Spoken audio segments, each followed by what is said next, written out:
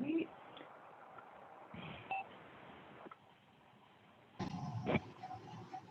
Hey, everybody. I see people are starting to join and get on the line. Thank you so much.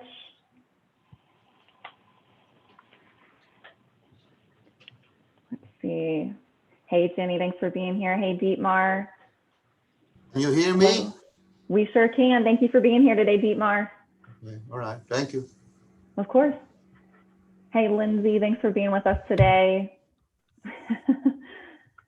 Thanks, Tommy, Tom Malme. I see that you're on the line with us. Much appreciated.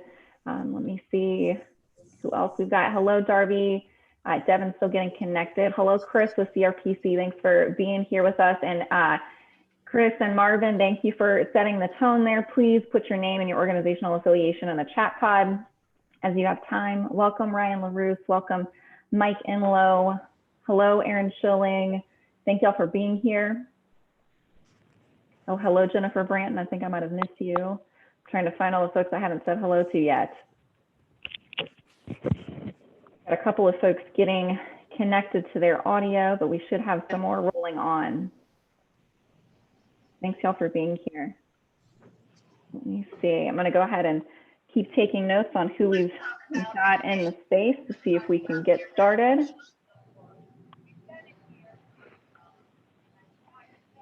Thanks for putting that in the chat pod, Aaron.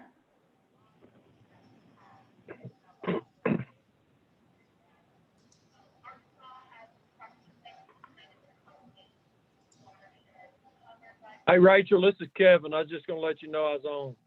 Hey, Kevin, thank you for joining us today. Much appreciated. You're welcome. Okay, y'all, I think we are ready to go ahead and get started. You might see me looking down at different points in time. Please know it's just because I have my notes. And I also have a nifty little timer on my phone because I think as most of you who know me personally, I could probably talk about this stuff all day. So I'll go ahead and share my screen with the group. Thank y'all for joining us today. Let me see, I'll get into presentation mode here. There we go. All right. So as always, we like to start off with a thank you. We do have a large team that works together to put things together for these regional steering committee meetings for Region 7, as well as across the state. So my name is Rachel Sanderson. I am the Region 7 Watershed Coordinator with Capital Region Planning Commission. We also had a lot of support from Kim Marisak, who's also a CRPC, Evelyn Campo, as well as Nicolette Jones, who should be on here as well, who's with OCD, Dr. Thomas Dalfett and Lindsay Lamana with LSU.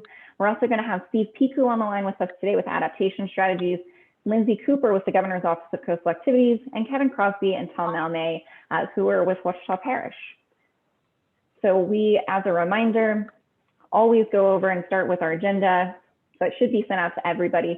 We do have introductions and meeting logistics, which we're working through right now. We're going to go through a past meetings recap, reminders, updates, and then we're going to have Steve Piku with adaptation strategies talk about funding pathways, and we're going to open up the floor for a discussion on that as well. And then the last part of our agenda for today, really the last hour or so, is going to be focused on priorities and the project selection process for Region 7. As a reminder, this is a meeting that will adhere to Louisiana Open Public Meeting requirements. It's observable to the public, and we do ask that people who are not on the Regional Steering Committee, if you have comments throughout, please put them in the chat pod. If you'd like to say something verbally, though, please wait until the public comment period at the end of the meeting. As always, we are going to record this meeting, and we really do that so that people who miss it can also tune back in. It's also good for accountability on my end to make sure that the meeting minutes are actually recorded properly. We're going to do roll call in just a minute.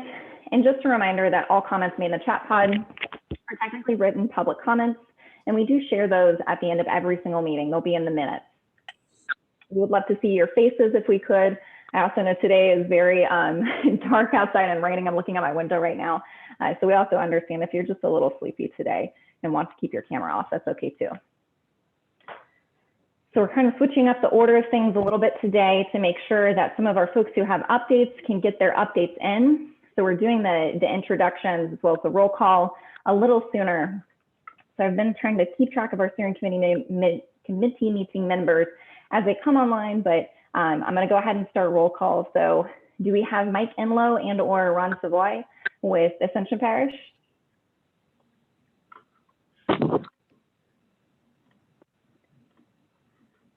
think I might have seen Mike in the participants list. I might ask some of my co-facilitators here to help me find him. I see Mike in the list.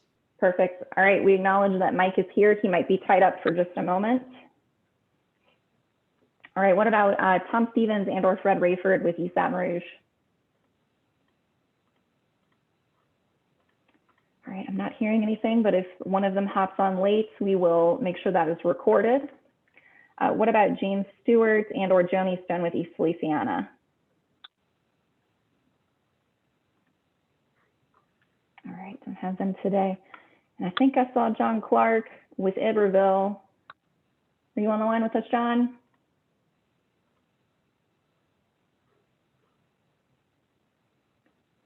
All right, I do see John Clark in the participants list, but maybe he's unable to come to his phone at this direct moment. We usually have more time between whenever we do roll call, so we do understand that people might just be taking a minute.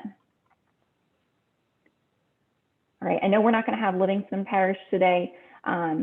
Both Steve Kistler and Mark Harrell are tied up with a Livingston drainage educational session that is being hosted by Representative Buddy Mency today. So we wish them the best of luck. Do we have Earl Mathern with St. Charles on the phone? I'm here. Hey, Earl, thanks for joining. All right, I think I saw Major Coleman with St. Helena. Are you here with us, Major? Yes, I'm here. Hey, Major, thanks for being here. Hey, you all. I think I also saw Ryan LaRousse maybe with St. James. Yeah, Ryan Donahue's on. Oh, hello, we got both Ryans. Thank y'all for being here. All right, I think I saw Devin Foyle with St. John the Baptist. Hey, good afternoon. I'm here. Hey, Devin, thank you. All right, and I think I saw Bridget Daly for Tangipahoa. Is that right? Yes, here. Hey, Bridget, I also saw the head nod. Thank you. Let me see. We've got Ross Liner. There you are. Here. Hey, Ross. Thank you. Let me see. Do we have Bobby Joe Breland and or Alex Sumrall with Washington? I think I saw one of you jump on. Hey, Rachel, it's Alex. Hey, Alex, thanks for joining us. And then for West Feliciana, do we have Gary Migo? Yes, Gary's here. Hey, Gary, thanks for joining us today. Sure. And then we did the sound confirmation with Dietmar. So I'm gonna say hello again. Dietmar, make it official. I'm here. Thanks, Dietmar. Sorry, my iPad actually just picked that up and it thought that I was talking to Siri. Thanks for joining us, Dietmar. I'm gonna get that shut off. Karen Zito with Home Builders Association. Here. Hey, Karen, thank you. Hello. And then Chuck Berger with DEQ.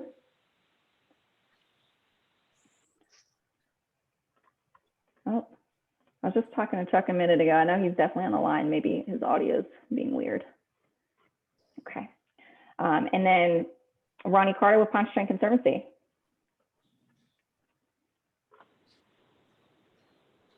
Oh, I see a head nod. Thank you, Ronnie. All right. This is Chuck, and I'll need to step off about 2 o'clock. Thanks for the heads up, Chuck. We really appreciate you. I also see John Clark is on the line with us, so thanks for giving me that heads up as well. And thank you to everybody else who's here with us today. As I said, we're going just a smidge out of order, so please bear with us as we kind of shake things up a little bit. I want to toss this over now to Lindsay Cooper, who's with the Governor's Office of Coastal Activities. Lindsay, feel free to come off mute and let me know when you want me to go to the next slide. Okay, great. Thanks, Rachel, and good afternoon. Members, it's great to be in one of the regional steering committees, working pretty closely with the Watershed Initiative myself. It's great to put a face to some of the names that I've heard from you all. So I work in the Governor's Office of Coastal Activities. I'm a policy advisor on the team. One of our members working on the Governor's Climate Initiatives Task Force. So the governor put forth this executive order last August that laid forth the mission and vision for Louisiana that we will reduce our greenhouse gas emissions to limit the worst impacts of climate change and improve the welfare of our residents and environment while maintaining our position as a world leader in industry, energy, agriculture, forestry, and transportation. So that was the goal that the governor has set forth for the climate task force. And he also established these emission reduction goals with a short-term goal of 26 to 28% reduction by 2025, 40 to 50 by 2030, and then net zero by 2050. And so these emission reduction goals are the primary task of this climate initiatives task force to meet this vision set forth by the governor and also help put Louisiana on a trajectory to meet these emission reduction goals. So Rachel, if you can advance one more. We're on a path right now with the task force to create a climate action report or a final climate strategy by February of 2022, really putting together some actions and ways that we can reduce our emissions to start meeting some of those goals. The task force has identified, in addition to just reducing emissions, there are a lot of other things that are also important to us, that we're not having negative impacts on communities, that we're mitigating past structural inequities, that we're accounting for different feasibility mechanisms and implementation pathways and potential impacts of every action that is proposed. So with all of this, we're right now in the middle of a public proposal time to accept action templates. So we're trying to develop these emission reduction actions and want the public to be very engaged in the work that we're doing. And so we've put together this template that it would be wonderful for you all to explore and fill out. And I'd be happy to forward on this information to you myself. But we have a Google form and then a downloadable PDF that really lay out the background of some of this effort and what we're looking for in framing emission reduction actions. And so I just wanted to put forth to you all today that you would be aware of and start thinking of any emission reduction actions that you're aware of, obviously very tied to adapting to climate change is mitigating the impacts, is mitigating the actual risk of climate change through greenhouse gas emissions. So very interconnected with the work you all do and bring a different lens of work from each member on this regional steering committee. It would be great to hear your input on this. So with that, I would say that we would like to receive all of our submitted action proposals to our climate email, climate@la.gov, by April 30th. So about 1 month from now, we're mailing a physical copy into our governor's office address. And I can follow up, or Rachel can follow up with you all on where to find these action templates and where to develop. But Rachel, that's the main update that I had for today. And I'll take any questions if you have it, either now or over email.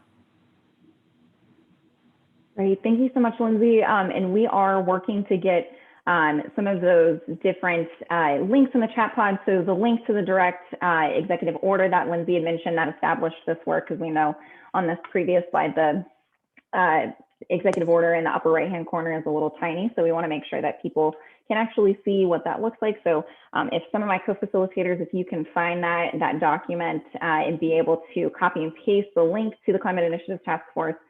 Thank you, Evelyn. And then also to these action templates. As Lindsay had said, if you have any questions, feel free to reach out to me or Lindsay.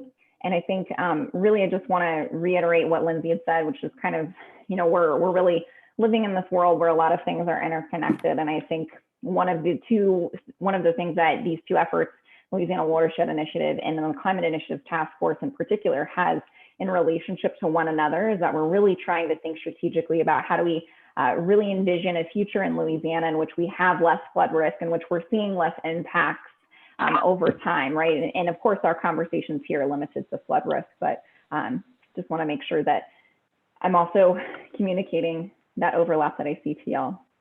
So thank you again, Lindsay. We really, really appreciate you and your work. And also, we're going to have a link to where y'all can actually sign out that too. I think that might also be in that document, Evelyn, if you see it in there to share. If not, we will send it out after the meeting.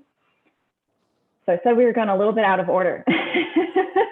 So we are going to do our thank yous now and a quick icebreaker. So I'll explain the icebreaker and then I'm going to toss it over to Chuck and Ross to say thanks for being here today. So the icebreaker for today, we have kind of a different little type of a exercise. So you can essentially say in the chat pod, which one of these 4 squares most resonates with you today. So A, You have people who are standing, I don't know, maybe in desert or salt flats or something of the sort. B is a girl sleeping on some books. C is a very, very happy individual. And D is somebody who just wishes they were fishing. So feel free to put in the chat pod which one resonates with you the most. And then you can also use from the top of your screen, you'll see your toolbar where it says view options, and then you can select annotate and be able to put, you know, some type of a stamp down. So I can put a stamp down, I'm feeling tired today. So I'm gonna toss it over to Chuck and Ross. Yep, thanks, Rachel. Yeah, Just want to thank everybody for getting online today. I know we have some weather coming through Tuesday, Wednesday, and Thursday, and a lot of us have those roles and responsibilities with our parish or our entity that we're with. So again, you know, it's always something. Maybe we got past maybe 2 meetings without any major, you know, issues, but you know, here we go again. So again, thanks everyone for being here. Yeah, just to echo Ross, is that thanks to everybody for showing up again and participating and providing input, and take advantage of the opportunity to learn and share.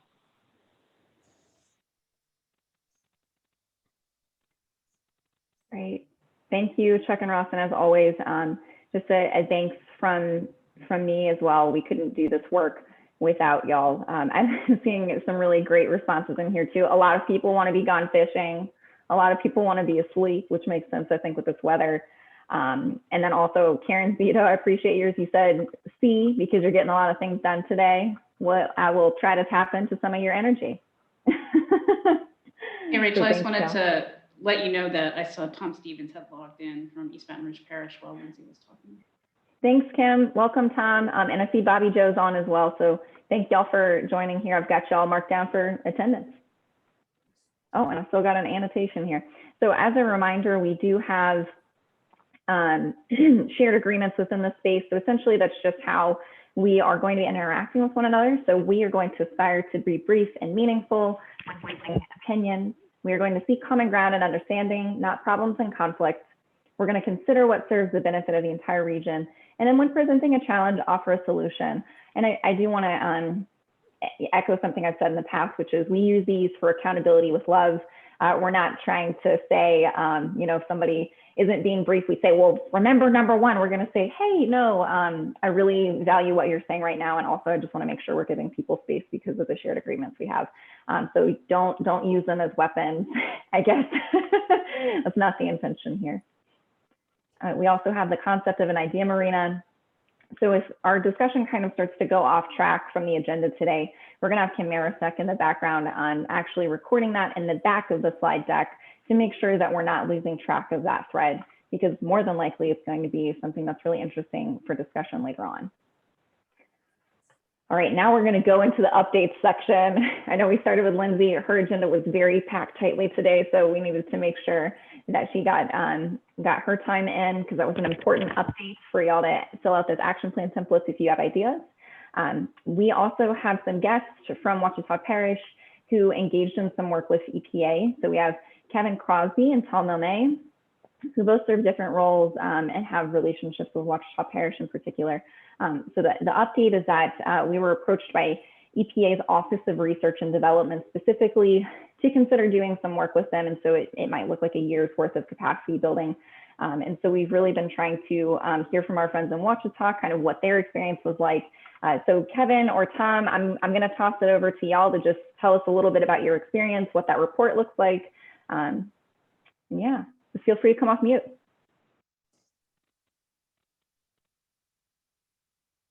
Okay, can you hear me now, Rachel? Yes, we can, Kevin. Thank you for being here. All right, thank you. So just a brief background on myself. I'm the parish engineer for the Ouachita Parish Police Jury. We also do about, I'm gonna guess about 90% of the work for the city of Monroe, and we also do work for the city of West Monroe. I sit on the Ouachita River Valley Association board, which basically goes and looks for funding for the well-being of the Ouachita River. Each year, that group and Tensas Levee District, which is basically takes care of the maintenance of the levees, they go up to Washington, try to get funding for dredging and some repairs to levee failures along the course of the waterway that they're over. Each year they run into problems with how much tonnage come up and down the river. And what these entities have tried to stress to the elected officials, the Ouachita River is so much more to our area and region than just tonnage.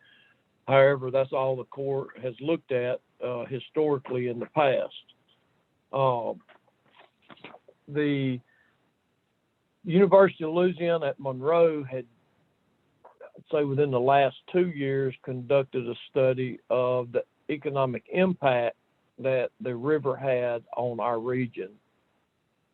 Joyce Stubblefield with EPA, which we had worked with her during the 2016 flood, she came to us and was really a friend to our area.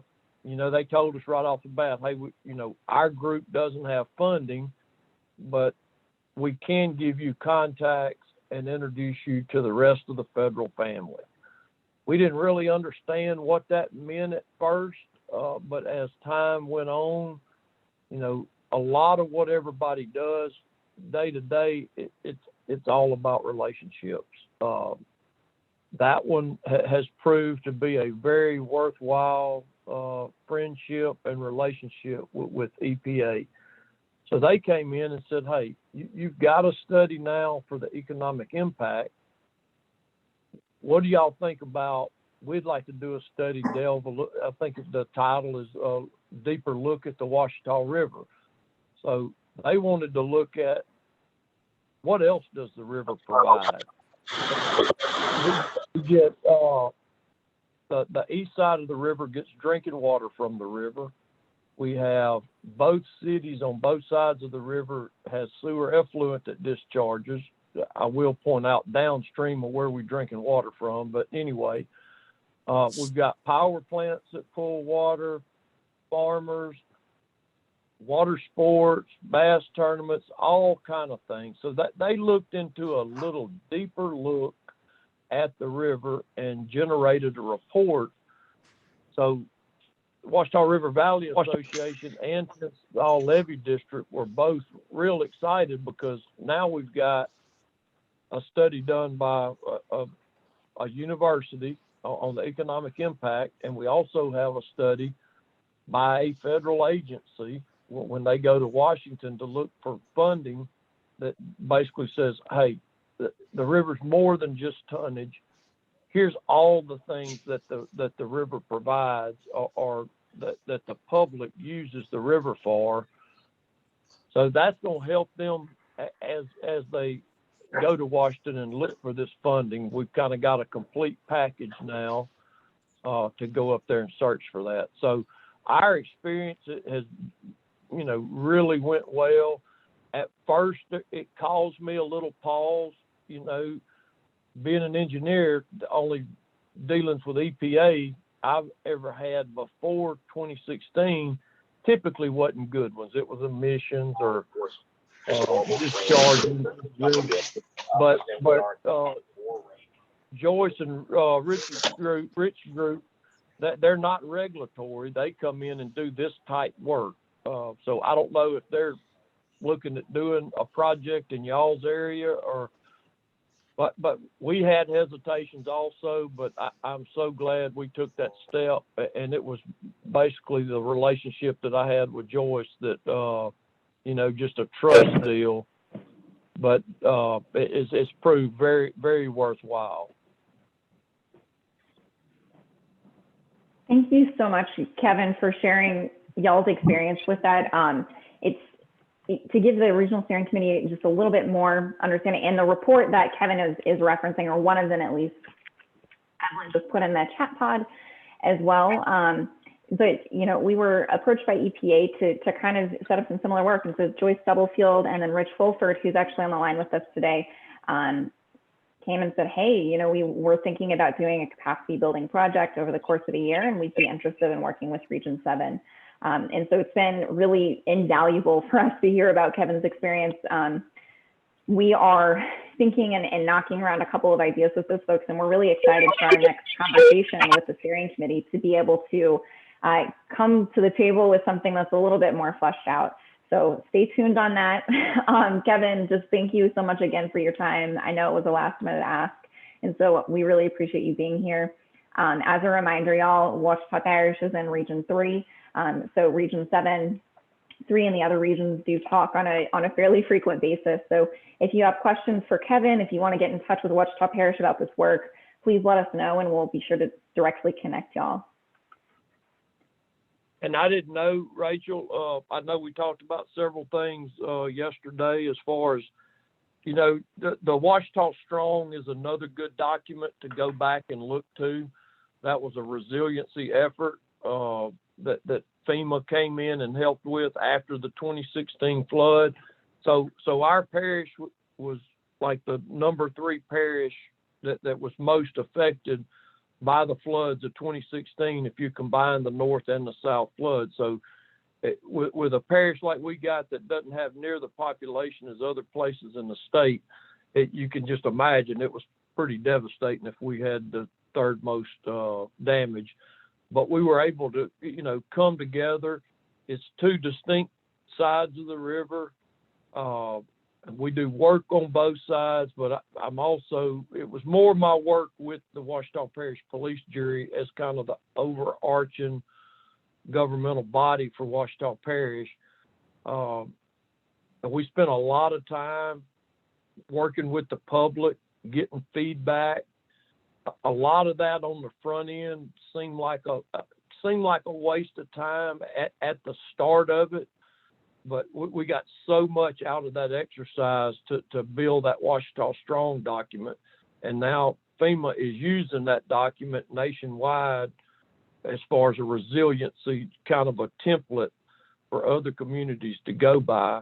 But I was talking to Rachel yesterday about it. You know, I've explained to Region 3, which I didn't grow up in Ouachita Parish. I grew up in a rural area, an hour and a half or so from here in another parish within Region 3. And it's quite diverse in our area. The eastern part of Region 3, you know, it's backwater flooding, flat farmland. You get more to the west, you get a little more elevation, a little more defined channels and ditches. You know, I just explained to all of the parishes within our region, you know, we don't have the population up here. So if we go about this thing with 14 different parishes having different voices, we're going to end up with nothing. So that would be one of the things I would stress is, you know, every region in the state has got to come together. This is I would say the only chance in my lifetime of seeing the amount of funding that's come through that can truly make a difference in your community and your region. And if you waste a lot of that time arguing back and forth about projects, or there's going to be missed opportunities, because I can tell you there are regions, and ours is one of them. We are trying to pull everybody together. So when that funding does get here, you know, the state or the feds or whoever's looking at that won't say, well, there's no need in going to that region. They can't decide something between themselves. So we worked real hard on trying to get that consensus. And it's still things come up. I'm not going to sit here and tell you it's perfect, because it's not.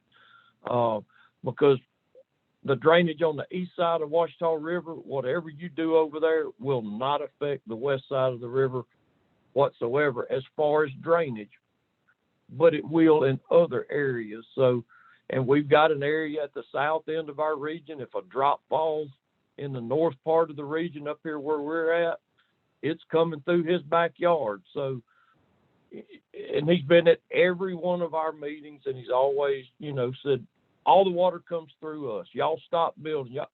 So we have vowed to try to help that parish get a project that will really help them, even though it's going to take money from our area to go down there.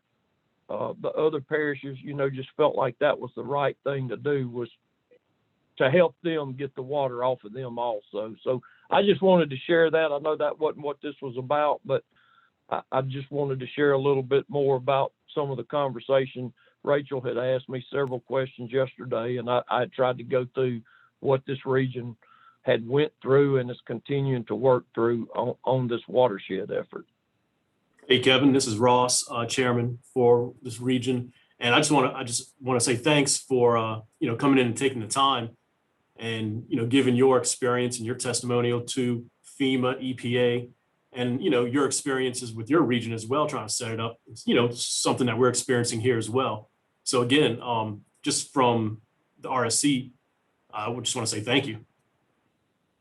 No problem whatsoever. When Joyce, she's helped us so much, I told her, I said, hey, if there's anything I can ever do to help you, be sure to let me know. Within 2 weeks, she said, hey, I'd like you to talk to a group in Region 7. We're wanting to kind of go in and do some of the same work.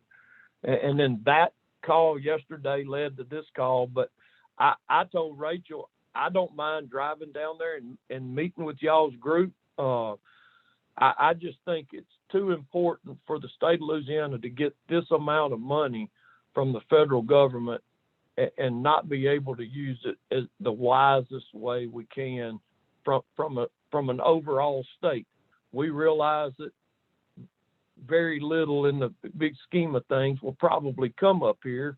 This system has helped us make sure we have our projects identified, what we feel like will help our region the most, hopefully try to knock off some of those minor projects in these first couple of rounds.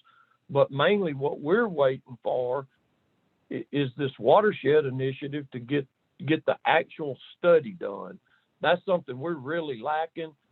I told Rachel yesterday, y'all's area is kind of the envy of the state. Every time I've talked to Pat Forbes, Chris Knotts with DOTD, Casey Tingle, I've told them all we want to end up with is a model like the AMEC COMET. If you will give our region that, we won't ask you anything else as far as modeling. But we have too many projects and it costs too much to do that type of modeling on a local level that I kind of feel like it's going to help our area. I don't know how it's going to impact the area downstream of us, but when we get this model, we will be able to tell that and be able to use our money the wisest we can. But then, like I said, if y'all need me to ever come down there, I don't mind driving down there. I'll do another call if y'all have specific questions, but I'll help y'all any way I can. That is so appreciated, Kevin. And I want to echo that as well. We know that a lot of our friends from other parts of the state oftentimes travel to our region because that's sometimes where some of the statewide meetings are. And so we'd love to come see you too. Just again, Kevin, thank you for doing the work and the work that you do. We know that we stand on the shoulders of giants, and we have many giants in Louisiana, and we know that our friends doing work in Ouachita Parish are some of those as well. So thank you again. I've had some people already say they'd like your contact information, so I'm going to directly connect you, Kevin, with some folks, and we're going to get to the rest of our updates here. So other updates on capacity building, leveraging existing work and opportunities. We were approached by the New England, Maryland, and Syracuse Environmental Finance Centers, which is some work that's funded by EPA to do technical assistance for innovative climate resilience planning and financing to support local economic stability and growth. That work is very, very new, very fresh. We are figuring out what are some of the gaps that we have based on the needs that we've been hearing from this group in particular. So the next meeting, we should have a more substantial update as well. Also wanted to do an update on our Georgetown Climate Center work. So that's specifically the toolkit that is focusing on planning and zoning tools that can be used to mitigate flood risk and encourage affordable housing and other investments. You will see a full slate of folks who are on our planning work group. These are not the only people we'll be talking to. We're going to pull in other folks over time. So that might mean steering committee members, other folks who have various sectors of expertise. I'm really trying to bring in a diverse group here, but I didn't know, Bridget or Devin in particular, if y'all wanted to just kind of talk a little bit about our first meeting with that group and just what your experience was.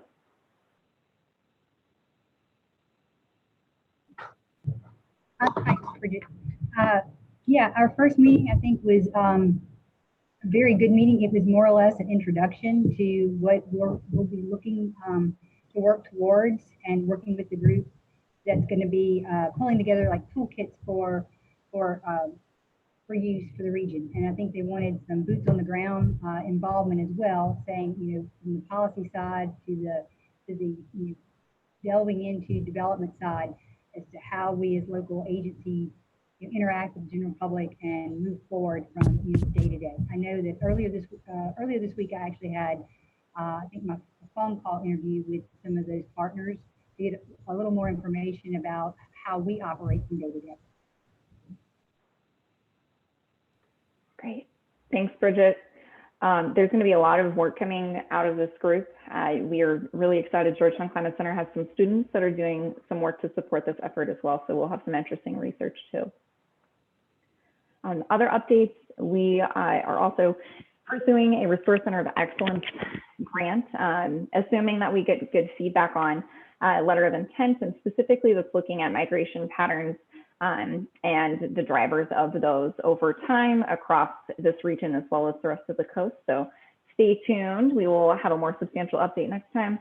We are also applying for a Lincoln Institute of Land Policy Case Study Award. So specifically, it's not a huge amount of cash, but it's really to get the word and the knowledge out there that this is the work that's happening in Region 7 specifically.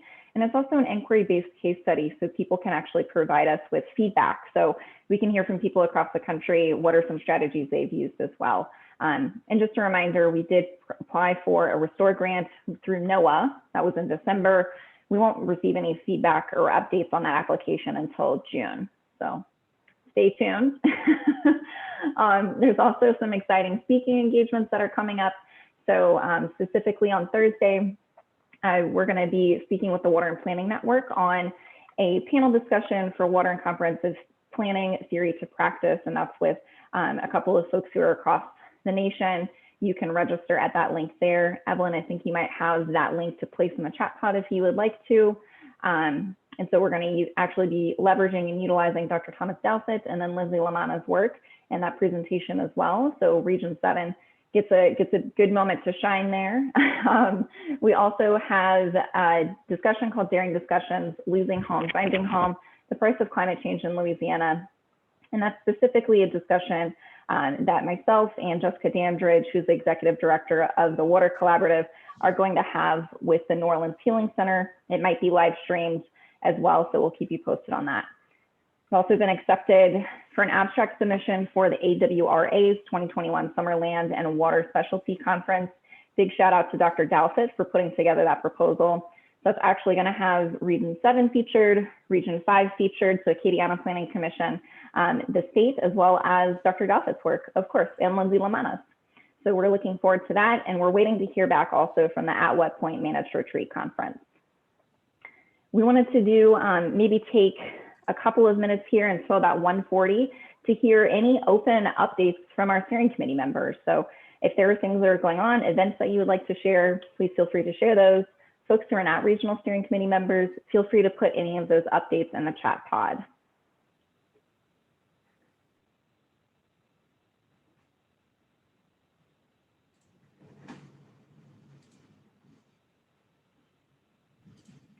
And also, if you think of something after the fact and you want to send it over to me, we can send it out to the entire group as well. So no pressure. Okay. I'm not hearing or seeing anything at this moment in time. We're going to incorporate this in. So next time, if you have updates that you want to share, we'll have this space as well. And we do have a couple of reminders. I think I'm going to toss it over to you, Ross. Yeah, just want to remind the RSC about the executive order from Governor Edwards. I'll just point out two of them in section 3, letter A, promoting a unified effort built on a solid foundation of scientific and engineering principles to address flooding issues across the state. And we'll go with F for this meeting. working within the interdependencies of our communities, infrastructure, political jurisdictions, and natural environment to increase Louisiana's resilience and its ability to adapt and thrive. I think that's, goes along with what we spoke about earlier and heard. This is the executive order for the Climate Initiatives Task Force. So I've been reviewing this one. Had a call with Secretary Tom Harris of DNR last week, along with Parish President Mike Cooper, and just discussing this executive order in this task force. And St. Tammany Parish is in full support of Governor Edwards' climate initiatives, and we're going to try and partner with the state and see what we can do here in St. Tammany to be more resilient in this region. So we're just hoping everyone kind of takes advantage of it. Thanks, Ross. Just as a reminder too, it's about more than the 1.2 billion CDBG-MNT fund. We're trying to set up a structure here, right? And then a quick recap of just where we've been for folks who might just be joining us for the first time or haven't been in a while. We've tracked out in 2020 from August to December, really from value, vision, and goals, all the way to talking about governance models for the eventual creation of a regional watershed entity here. So that included a couple things, discussions about regional boundaries, as well as what the work of the region looks like. In 2021 so far, we have created a provisional governance recommendation. There was an initial draft. We had edits on that draft, and then we voted and adopted that at the end of January. So now in February, we're really focusing very, very much on the work for 2021, which is regional project selection process, and then also getting feedback on that provisional governance recommendation. So just tracking out a couple of different things that are happening over time. And I know we're a little behind on the agenda, y'all, so just I acknowledge that, and we will squeak some time away from something else. Round one project selection process and timeline. We started having this discussion last meeting, and then by July, this region will need to vote on funding recommendations for $5 million worth of projects in Region 7. We have a lot more to say about that in the fourth item of our agenda today, so we'll hold any comments on that until then. The provisional governance recommendation is also due at about that same time frame. Essentially, that'll be our more finalized document. So right now, what we're really focusing on is getting feedback. We've already had one-to-one discussions with many of our steering committee members. We're about to fully design and build out and start creating invitations for some community-based workshops as well as municipal-based workshops as well. And then we're also going to be engaging with the transition team working group, which thank you to our steering committee members who volunteered for that group last time. I know that I also owe an email to Bridget, who volunteered to be a reviewer. They're going to actually be working to operationalize what's in that recommendation. So huge shout out to that group. They are just going to get started on their work in a couple of weeks. So that's another item that'll have more updates really soon. So I am going to stop sharing my screen and toss it over to our good friend Steve Piku with Adaptation Strategies. Hello, everybody. Thank you so much, Rachel. I am so glad to be with you all today. Get myself set up so you can see what I see. I guess that's kind of what I'm doing today, is talking to you all about some things we see and we saw in this research. Notes on me. All right. So first, I want to give you a little background on me. I'm a native of Louisiana. I was born in Eunice on Mardi Gras Day. And my family's been here. I looked that up. They were workers for the John Law concession in 1719 or something on my dad's side. So I have a long history with Louisiana. I love it dearly. I've only not lived in Louisiana for 5 years when I lived in Atlanta in the late 80s. With my partner, Grasshopper Mendoza, I'm the co-founder of the Louisiana Water Economy Network. This is an economic development focus group that was inspired by the work of David Wagner and the Dutch dialogues right after Katrina. We staged 75 meetings over a 9-year period from 2009 to 2017 in support of integrated water management as key to the economic, environmental, and social future of Louisiana. We also, over the course of that time, were co-founders of the Water Challenge Entrepreneurial Competition with Knopf and the Idea Village and ran it for 4 years. And then for 6 years, we represented Louisiana at the EPA cluster leaders meetings that were held annually at the WEFTEC conference. And that gave us a chance to really get engaged in global discussions about water innovation and water clusters and all the ways that the world is trying to address myriad water issues that we face as we go into such a challenging future. I also served 12 years as the assistant director of the no longer with us Louisiana Music Commission, where I served with the late Ellis Marsalis, which I want to acknowledge the layers of trauma we've all been dealing with for years. It's a miracle we're able to be here right now to have this discussion. I really can't thank you enough for participating this way on this, and I hope that you have not suffered too much during this, but we all have, and we've all lost people we loved. And as Louisiana hits 10,000 in that number, I just hope we all give pause and say prayers for not only the people that have passed, but for all of us, that we will be guided by science and data and love for Louisiana as we move forward in our work. Just to give you a little background on what we're going to go through right now, I want to set the stage. As a musician, I want to set the stage for y'all. The presentation is a little bit different from the paper in that I've created a bit of a sandwich of framing for you here. And what we did was looked for best practices for long-term funding for watershed-oriented flood risk reduction.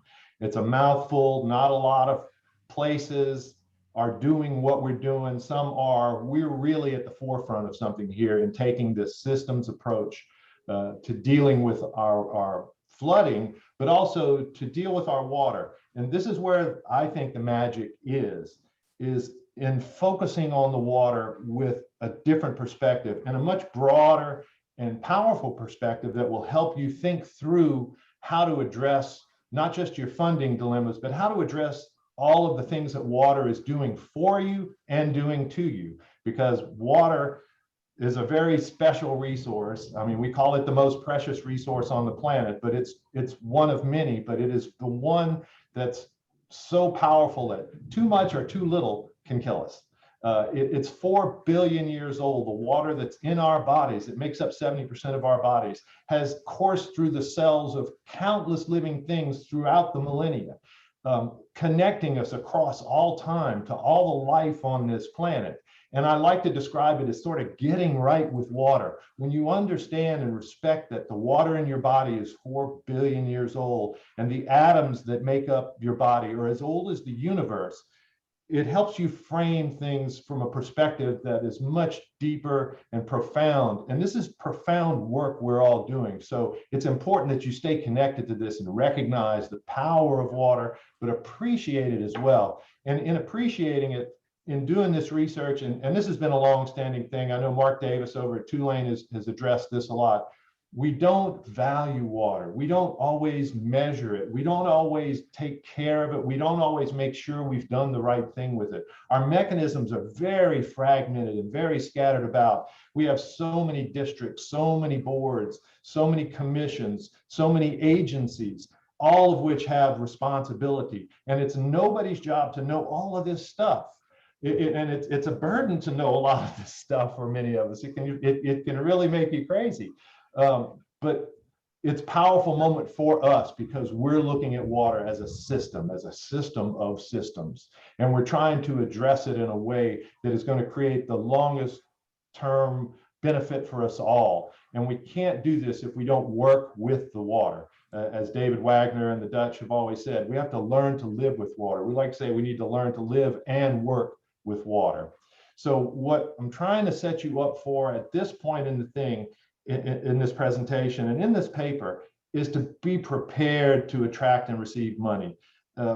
It sounds kind of hokey, but really there are so many things you can do to reframe where you see money and where you might be able to get money, because it's going to take a quilt. You really have to weave a funding quilt that's appropriate for your region, and we all have to work to weave a funding quilt that's appropriate for our state.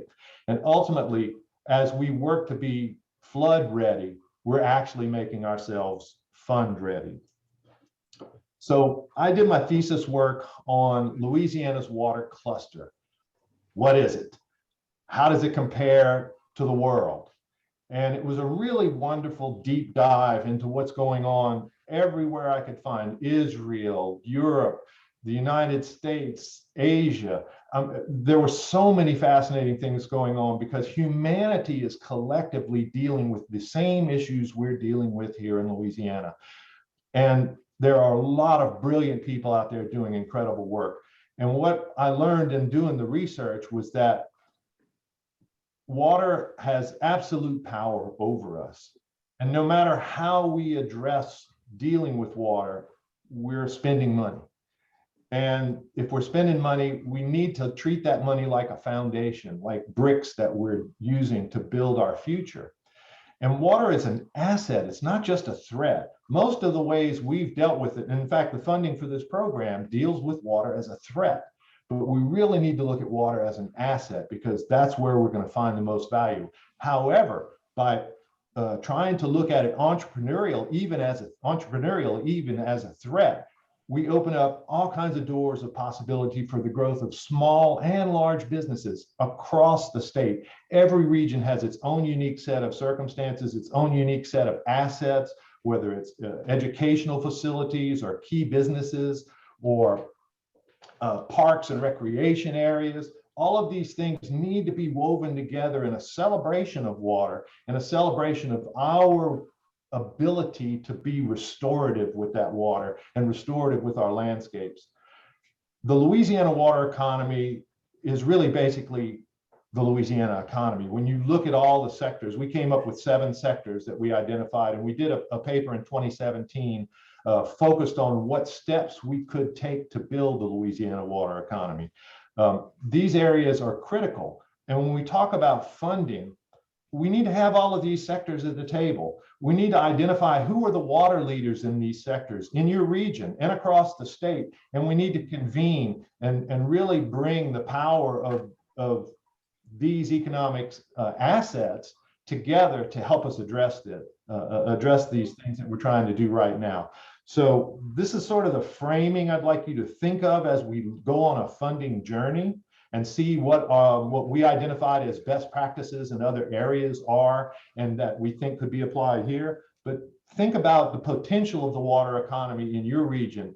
And it's one of those things where there's no wrong answer. No matter what you look at, if you're focusing on water, you're going to do something transformative and you're going to do something differently than you were doing before. And for us to be resilient, the key is in us not repeating the mistakes of the past. So our research approach was very basic and fundamental. We really tried to look for sources, see how they were put in place, how they operated, were they really supportive? The big issue for so many of the things we do is how do we operate and maintain them, the O&M side of all this. We really tried to look very holistically at all this stuff, and then we really tried to see if it was applicable to Louisiana. In the appendix of the paper, you'll see this really spread out, community by community, technique by technique, with lots of links. And in fact, one of the things about the paper that I want to urge you to do is take time with it, explore those links. We tell stories in this paper. The paper it's not to tell us what to do, it's just to show us what's going on. And hopefully you can see your community, your region, yourself involved in some of these things. The first thing we recognize is that we're a huge water user in Louisiana, and you, being the capital region, y'all know a lot about this part of what I'm going to talk about. But when you look statewide at water use, we use 7.9 billion gallons per day. And if we use the old methodology, not the current price that's charged by the Capital Regional Groundwater Commission, but if we use the $10 per million gallon number, we come up with $30 million of potential annual revenue if we find a way to do this equitably and fairly across the state. And when you look at the numbers on this chart, even applied at the user level, it's a very small amount of money, but to the users, to the public users and the general public. But it could generate a serious amount of money for Louisiana. It gets to the heart of, are we going to value water? and we can't manage what we don't measure. So it's really, we think this is something that is a powerful mechanism, a powerful tool. And my computer wasn't switching. There we go. One of the most exciting things we discovered was in Rhode Island and the way they use an infrastructure bank as a catalytic hub. With all the fragmentation and silos that we have in Louisiana and all the revenue streams that we have in Louisiana that are separate from each other, where not only are the revenue streams coming from radically different sources, but the people running them aren't talking to each other because they're not compelled to. There's no motivating factor for all these people to work with each other, especially if somebody's got a little bit of money and somebody's got a lot. The person with a lot is going to think the person with a little is just calling them for money. The infrastructure bank can bring these disparate elements and these conflicting and challenging things together into a setting that leverages these funds. And a little bitty place like Rhode Island has had tremendous success with this. And we think that it's something that is definitely worth exploring for Louisiana, because it can serve as a hub for not only financial resource management, but for policy, for innovation cultivation, for entrepreneurial support systems. There's just so many possibilities in that. We thought it was just really important that we bring that out.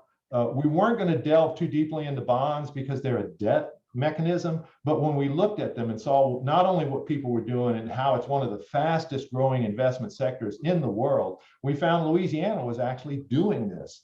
CPRA has done it, City of New Orleans has done it, and it's just a tool in your toolbox.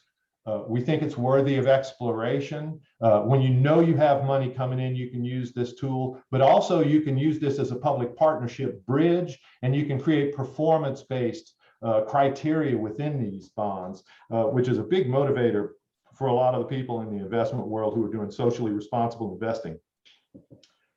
The elephant in the room right now, Louisiana is the 4th largest generator of greenhouse gases. And I'm so glad we had a representative of the Governor's Climate Task Force on here today. This is like hot off the press kind of news. There's an 11-state regional greenhouse gas initiative up in the Northeast. Virginia just joined it last year. They just had their first of 4 quarterly carbon auctions. It just happened 2 weeks ago. And they were looking at this, looking at some numbers from when they first formed, thinking that, well, we might get $40 million a year or more out of this program, and we need to figure out how to spend that money. And they said, well, let's put 40% of the money towards flood risk reduction. Let's make sure that 25% of the 100%, not of the 40, 25% of that money goes to support vulnerable populations. And then they put out a call, and you can go to the webinars online. They're like saying, if you have an idea, come see Virginia. We want to help you make it happen. Well, they just had their carbon auction, their very first carbon auction. It made more than $40 million. That means at that rate, and the rate's been going up, but at that rate, they could make $160 million this year off of their carbon auction markets. They don't put out as much greenhouse gas as we do. The industry wants us to put a price on this. We know that the world is moving in this direction.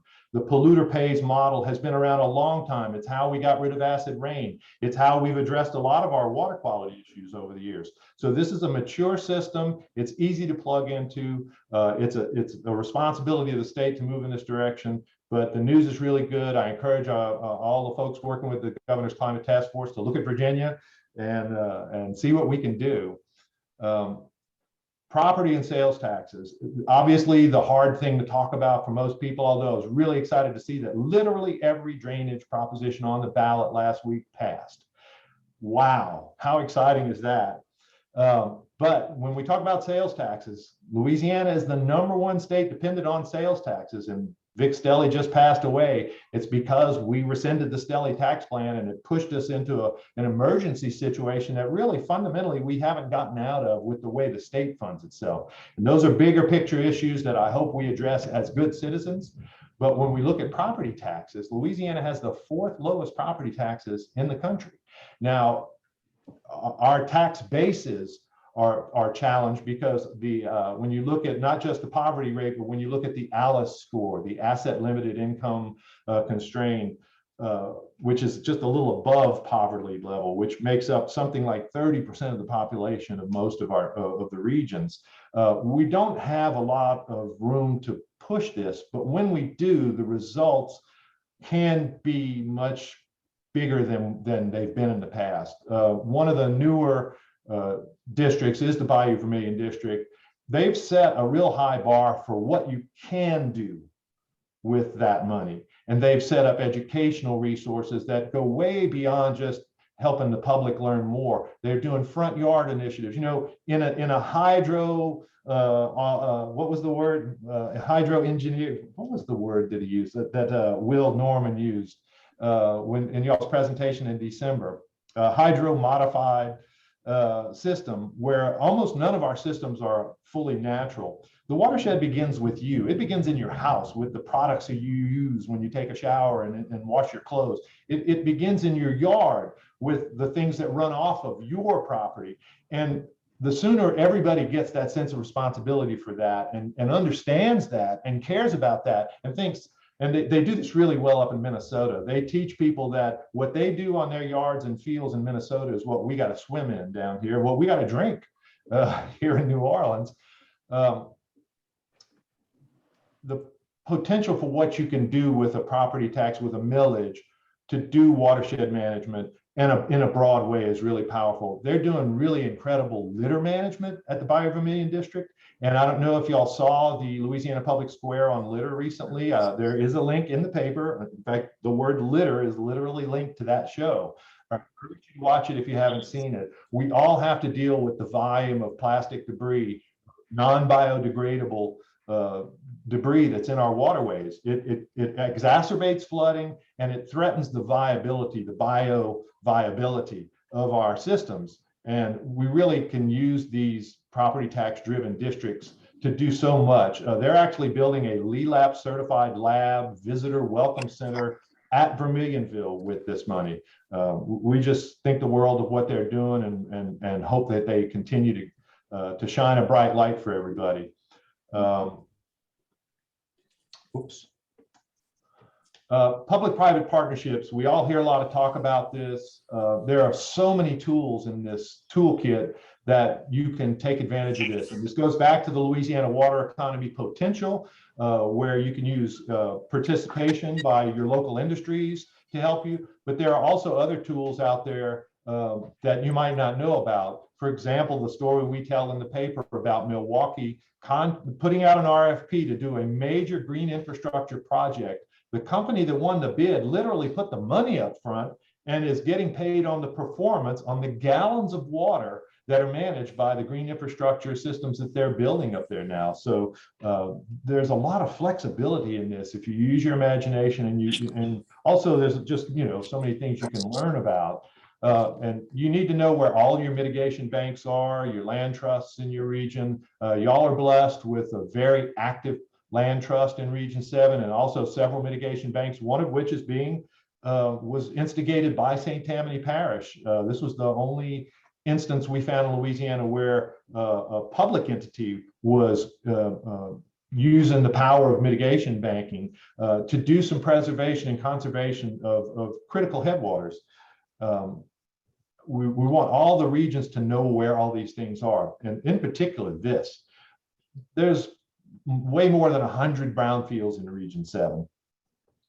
Most people think of a brownfield as just an industrial site and what else can we do with it? What else can we build on it? And that's typically what gets done. However, you can do water management with it. So if you look at your maps and you look at what you're trying to fix, where you're trying to do regenerative design and restorative projects, if there's an adjacent brownfield site, you might have a leverage point there that you can take advantage of. And the folks at DEQ are really helpful with this program. I can't say enough good things about them. They're doing really good work and they are imaginative and will work with you on this. So we think that this is one area that people have not really recognized as a tool in your toolkit to leverage your funding and to help you extend the value of your dollars. And obviously, I know particularly this region, a lot of y'all have talked about this. We actually work with St. Tammany on a project. We got to get in at a design phase a bridge over a drainage into the Abita River. And we started talking to the design team. We're like, how can we design a highway bridge that helps clean the water, that helps us monitor and clean the water? Can't we do it? I mean, I was thinking, how can we use the kinetic energy to capture some of the power to do some physical activities with the water, some aeration systems, for example.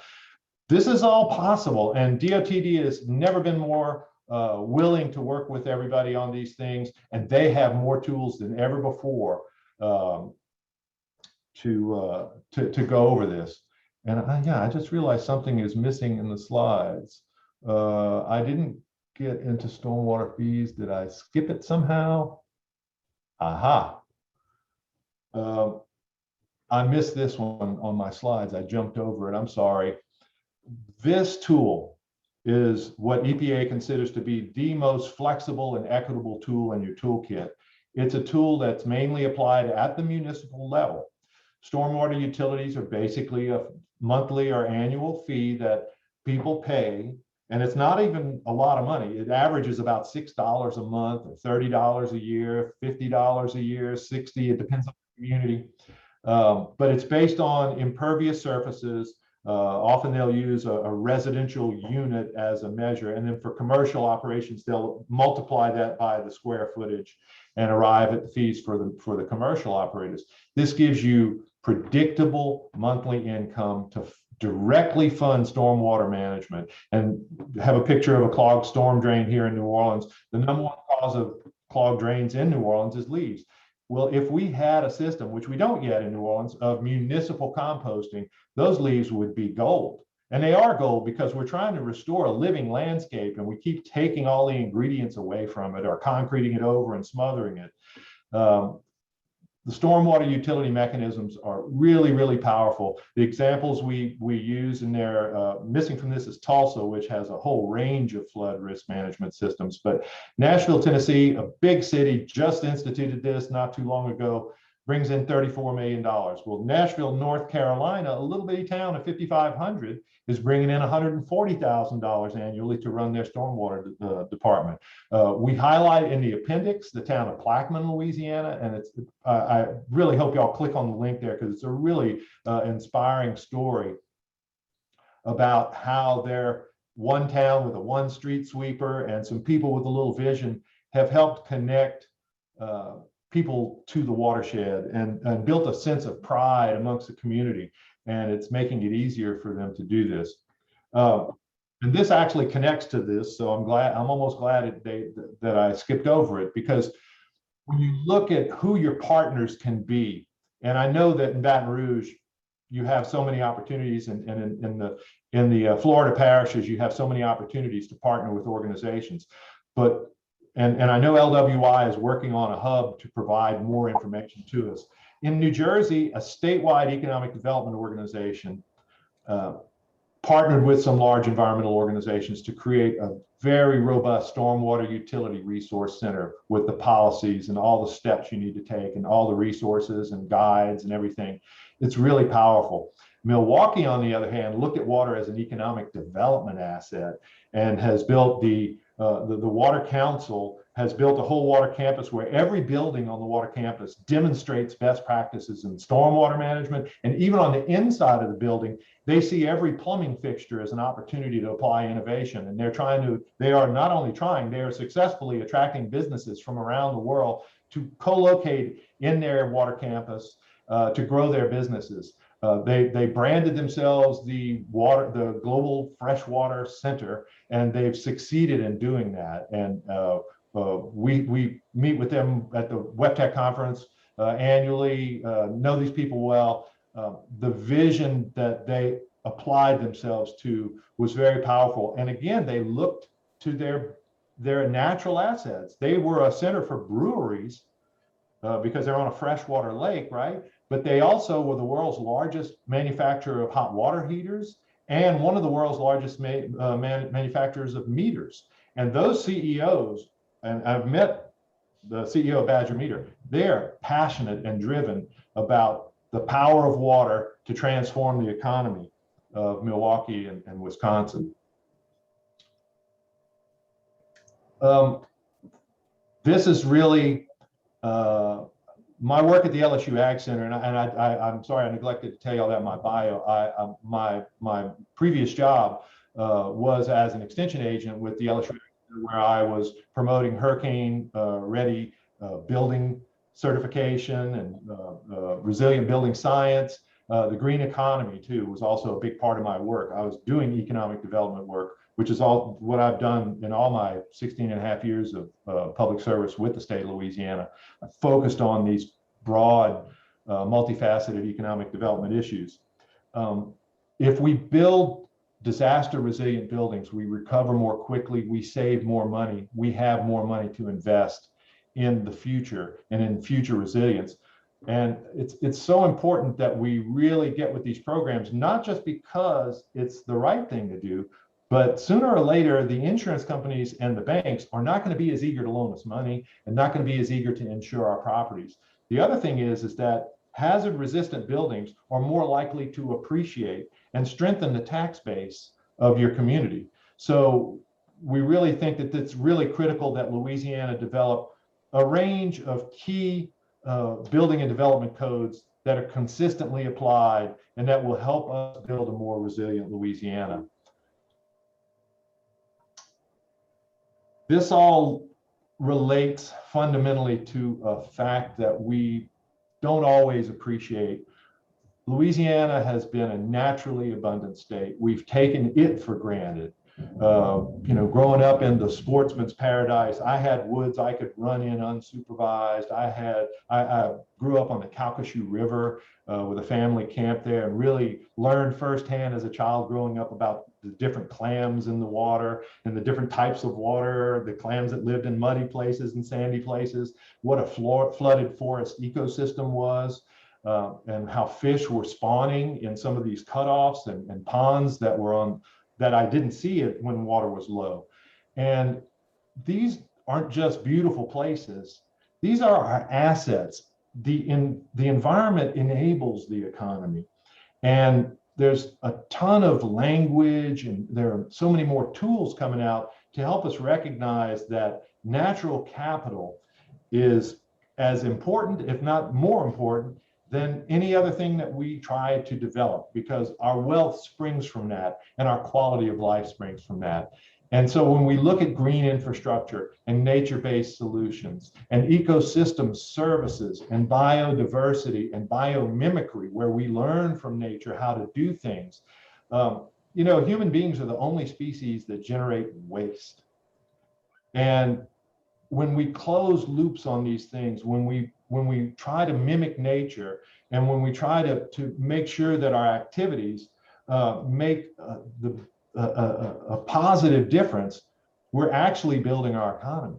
We're actually making sure that we're going to have an economy in the future. So I know it's preaching to the choir for a lot of you to really embrace a lot of these concepts, but this is really at the core of what we're trying to accomplish here. We're really trying to restore and in many cases regenerate, and it's a very big challenge for us. Now, I told you at the beginning of this, there was a sandwich here about getting you ready for money, helping you frame how you think about water. But now I want to talk to you about how you describe what you do. As the world moves, and here we are in this digital medium, as the world moves more and more into using these digital tools, machine learning and artificial intelligence is changing the game in how projects are designed, how projects are described, how funding mechanisms are applied. In the middle of all this pandemic, Mackenzie Scott, formerly Bezos, gave out an enormous amount of money to food banks and people trying to do their best to provide help to all of us as we go through this pandemic. A lot of those people did not apply for that money. They were found by data mining, artificial intelligence, machine learning systems that could look for the keywords and the metadata and the descriptors that were being used to describe the activities of these organizations. And this is not just happening in a moment of crisis for providing food and water to people, it's also being used more and more in trying to create tools to help us harmonize our design plans and our applications. And so and these things are not hard for you to access. They're right there on the web. We put links in the paper to things like this.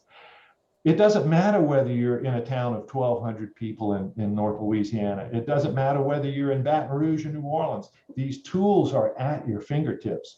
And there are organizations eager to help you at the earliest part of your design stage to meet it. And FEMA and the U.S. Army Corps of Engineers are adding more and more cost benefit tools that factor in nature-based solutions. The Corps of Engineers has I believe it's 10 years old now, Engineering with Nature program that is full of tools that can help the engineers and designers get the right things in place. But this is an important thing, and it helps you be found and be funded. And with the anticipation, you heard the news this week, they're putting together a $3 trillion infrastructure package at the federal level. It's a new day in Washington and EPA with regards to funding, with regards to what they want to see us do with money, and aligning your language, aligning your thinking with what is that going to mean in my community, in my region. The more you stay in touch with these things, and as was discussed earlier, the relationships that you can build with the people in there. There are so many Louisianians now in this administration. I was glad to see the Georgetown Climate Center reference, Rachel, earlier, because Vicky Arroyo from New Orleans ran that center for many years. She's now in the Biden administration. So we have lots of people there, and the water sector is very well represented. The U.S. Water Alliance's message, there's only one water. And they partnered with the ASCE, American Society of Civil Engineers, to put out an incredible report to set the agenda for the new administration. So these resources, and I know there's so many things that you can expose yourself to, but these resources can make a big difference in how you frame what you do, how you describe what you do, and help you get to those funds. And I alluded earlier to the closing this loop.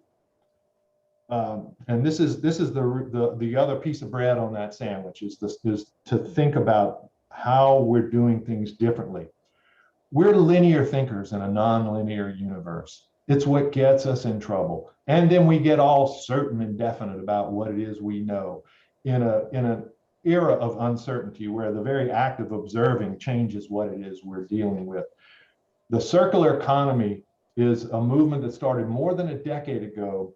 It's led by the Ellen MacArthur Foundation and the World Economic Forum, and 100 of the world's largest companies were initial signatories. And Walmart's in on this, Coca-Cola, Unilever, Procter & Gamble, they're all in it because they did the math on the resources. They did the math on their waste and their packaging. And, you know, waste, when you're a commercial operator, waste is money. Waste is always money. And anything you do to detoxify and attack waste is going to produce revenue. It's going to change the game for what you do. So we want to encourage you to understand that this is the economic model for the future, that it will help you frame your work in a way that aligns with nature and helps you think more positively. And water is the ultimate circular resource, going from solid to vapor to liquid. And the planet, it'll absorb what we give it. It's trying to absorb us from the minute we're born. You stand still. In fact, in Louisiana, I always used to joke that one of the reasons we've been so cruel to nature is that if you stand still here, something grows on you. We're getting there. We can think regeneratively. And this is so key. Regenerative thinking is transformative thinking. And these projects that we're doing and the Watershed Initiative is doing are regenerative in nature. And these are resources that can help you frame. And we put a lot of examples in the paper, links to the 7 sectors of the water economy where there are circular economy examples. In fact, up in Washita River, there's a circular economy example up in Monroe with the way they've closed the loop and made their water use at an industrial facility much, much more efficient. And there's another initiative down here to mine the bauxite ponds. for more resources. This is a new thing that's happening here, and it's helping us not only respect the water, but clean the water. Water quality is the key for us. It's a decision tool. It helps us make an easy, non-political decision. If it's good for water, it's good for people, it's good for the economy. If it's bad for water, guess what? None of those things are true. So let me summarize here. Fundamentally, there's not just one solution there. I'm sorry. I'm sure some of y'all were hoping I could tell you something that was just going to go, that's it. You really have to weave a funding quilt. You really have to have multiple sources. These are complex systems and they require complex funding mechanisms. However, communities of all size can participate. Individuals can and do participate in this work. And we all have to find a way through this mechanism and for the state of Louisiana, ultimately, to really make this kind of responsibility for water more permanent. And so that we're doing this better. We want you to understand, appreciate, and value water. Want you to look at user fees, particularly stormwater fees, and really, stand up for all the things that we can do collectively here to support the efforts of the administration. It's big money. The greenhouse gas emissions alone could bring in tens of millions of dollars. The user fees can bring in tens of millions of dollars. And if we have a mechanism, whether it's an infrastructure bank or something like that, we can actually leverage those dollars and really make sure that we're doing equitable, effective, restorative, regenerative work. So in summary, the paper really has a lot of resources in it. Take time with it. We tried to make the reading part of it simple, not too technical, not too academic, but those links. I mean, there's like a lot of links in the paper. The localities, the success of the localities. Get to know these people out there. People love to talk about this stuff. People who are doing this work all over the world love to talk about this stuff, connect to it, work with them, and we'll make a difference. The real thing that we have the power to do is to bring our imagination and our inspiration together on this initiative. And I think it's really possible. Louisiana could be a global leader in the water economy. And we can be a global leader in watershed management and watershed-oriented flood risk reduction. And I want to thank y'all for being so patient with me. I want to thank Louisiana Water Initiative folks for working so hard on this. And with that, I'll stop and give my screen back over to Rachel and answer any questions you might have. Thanks again, Steve, for being with us today. I think we have time probably for about 2 questions. So, and I know that we sent that paper to y'all just this morning, so no rush. If you have questions later on, please feel free to send those on, and we can connect you directly with Steve. So open it up for maybe 1 to 2 questions.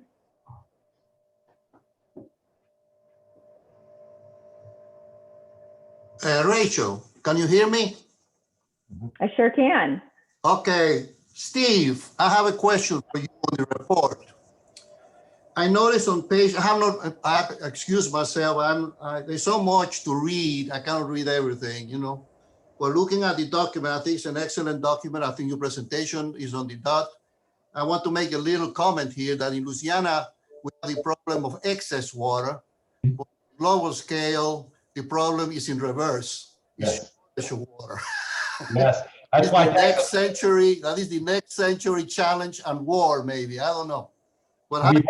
We've already had to stop Texas from taking our water. Mark Davis has said for years, if all the states that could draw from the Mississippi watershed did, that we wouldn't have any water down here. That's right. But look, in your report, you missed us for some reason. The Mid-River Basin Commission, because in page 13, where you're talking about property taxes and millage, you mentioned the Bayou Vermilion District. Mm-hmm. The Mid-River Basin Commission has a general tax for a watershed, 3 mills. Yes. They have a property tax for 3 mills, tax for 3 mills. Right.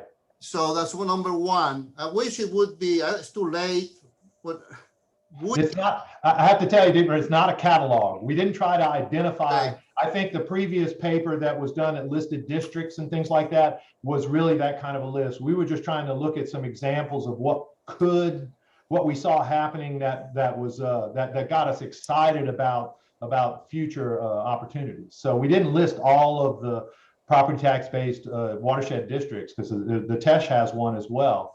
But yeah, I appreciate you bringing that up, though. I'm glad you noticed. Well, some people will, like me, I bring these things up. And the other part really probably not to do with you, but on page 13, it mentions that a statewide gap analysis revealed that no existing public entities currently have the multi-jurisdictional authority needed to administer regional watershed management. Mm-hmm. 2, we are a watershed agency. We were created on the basis of the watershed. Our geographical definition is purely and correctly defined by the watershed, not political boundaries. Mm-hmm.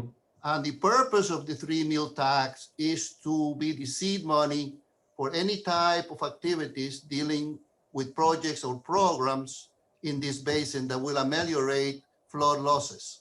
Right. We started with one project, which is ongoing right now, a major flood control project called the Commit River Diversion Canal. But really, I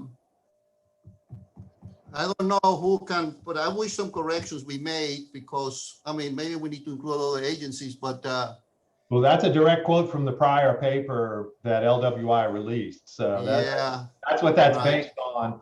I don't know what all parameters may or may not apply, but I know that the challenge of doing full, watershed management across the entire watersheds still has some challenges, particularly for a lot of not every region, but for most regions. Well, I only bringing this up because we're talking about watershed number 7. And to me, it's a little bit strange. We're talking about watershed number 7, and I said, we don't appear nowhere in the horizon. And so I just want to make everybody aware. I might have to call somebody else, watershed initiative, because I really wish that some corrections we made. And, that's all what I have to say. Thank you. Sure, thank you.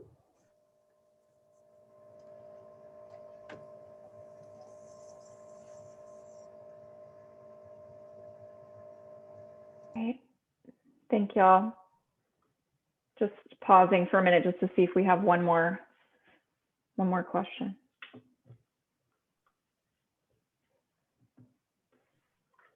Okay. Oh, Kim, you have your hand raised, so feel free to come off mute, Kim Coates. And if you're on. Hey, Rachel, can you hear? Sure can. Okay, so Tangipahoa Parish right now, we have a moratorium on solar farms because we're trying to put some ordinances in place, mainly for decommissioning and things like that. But another big concern that's came up is we're going to have thousands and thousands of acres that timberland is going to be clear cut, and we'll have all this runoff where our pasture farms now that, they're going to bring in maybe the clay and stuff to build these solar farms. But another concern is the aquifers. So with the runoff, then it's not replenishing our aquifer. So does anyone have any, information or some recommendations or anything to look at for that?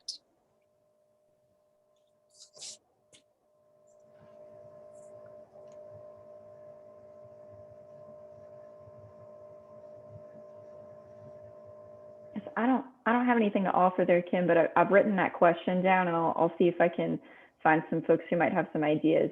I'm sure somebody within our network has an idea there. Yeah, Kim, okay. I could suggest, really looking at the cost benefit analysis tools that are out there now to see if they can help you provide some guidance, because I know anecdotally that I've been seeing more and more of that issue of the impact of solar farms in areas like ours that aren't deserts, where all these things haven't necessarily been factored in. So perhaps some of the cost Yes. might give you a little bit of guidance, but good luck with that challenge. That's a huge challenge. Trees are pipes and pumps. We Yes. definitely Yeah. have to go to get the value of the nature and make sure we're not interrupting the water cycle in ways that are going to cause long-term damage. Right. And I'm not we're not like saying they're a bad thing or anything, but one red flag of a presentation that I saw from the company was it was just a bunch of red clay up under the solar panels. So me, was thinking, oh, that water now is going to just run off instead of before it soaked in and it was pasture. And now all of that is going to add all of that runoff to our laterals and canals and drainage and watersheds. And so anyway, thanks. One thing you might consider is to talk to DEQ or your parish in terms of one of the characteristics of water regulation is that there are non-point sources are not, they're kind of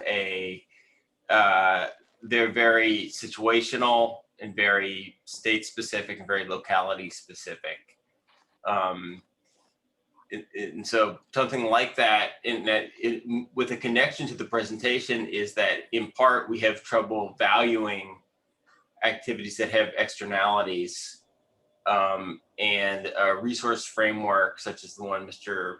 Picot has detailed can help sort of framing some of those conversations in the long term. Thanks, y'all. Okay. Thank you. Thank you. And I got a note here, Kim, to do a little bit of homework too. Okay, y'all, we got to move on to the next part of our discussion. Thank you so much, Steve, for being here. Just wanted to also say thank you to our folks at LWI who invest in things such as this. So white papers that are on these long-term funding possibilities, none of that would be possible without our folks at the state level thinking strategically about what are some of the questions folks might have that we need to start unpacking and answering. So really thank y'all for being able to do that. Kim, I also see a comment from Honora Burris. Maybe you responded directly to that, but it could be interesting to connect with Honora on that as well. Okay, y'all. So we're going to move into the next section of our agenda, which is on priorities and the project selection process. So we had our regional steering committee members take a survey. We're going to give you all the results from that in just a minute. But we did want to do a quick recap from the February 25th discussion. These are really the ground rules or really the navigational beacons that OCD is asking that we stay between. So I'm going to also call on our friends at OCD to please step into this particular section as needed. As you hear things that come up, we want to make sure that we're also consistent. So we know that the round one applications were due March 12th. So those are all in. OCD is going through a process right now to check for completeness, et cetera, et cetera, et cetera. And so what we have to do in the background is to be able to come up with our regional priority setting by next meeting. And this is contingent on which pathway we take, of course. And we'll also have to come up with the regional recommendations for project selection in July. And so that recommendation cannot exceed $5 million. The region can select projects that score the highest under the state scoring process if we would like. We'll also review option A and B that we talked about during our last discussion. And if the region does not actually follow that same process, we have to provide justification. So just a reminder about that as well. And also, we're not required to come up with our own process, just making that clear. So just grounding, it's for $5 million of projects for this region. We still aren't quite sure of the number of applications that we've received that will be less than $5 million, but that's going to help us kind of inform this process, if we will. Looks very different if we had, I don't know, I'm making up numbers here. If we have 75 projects versus 20, then that process might look different.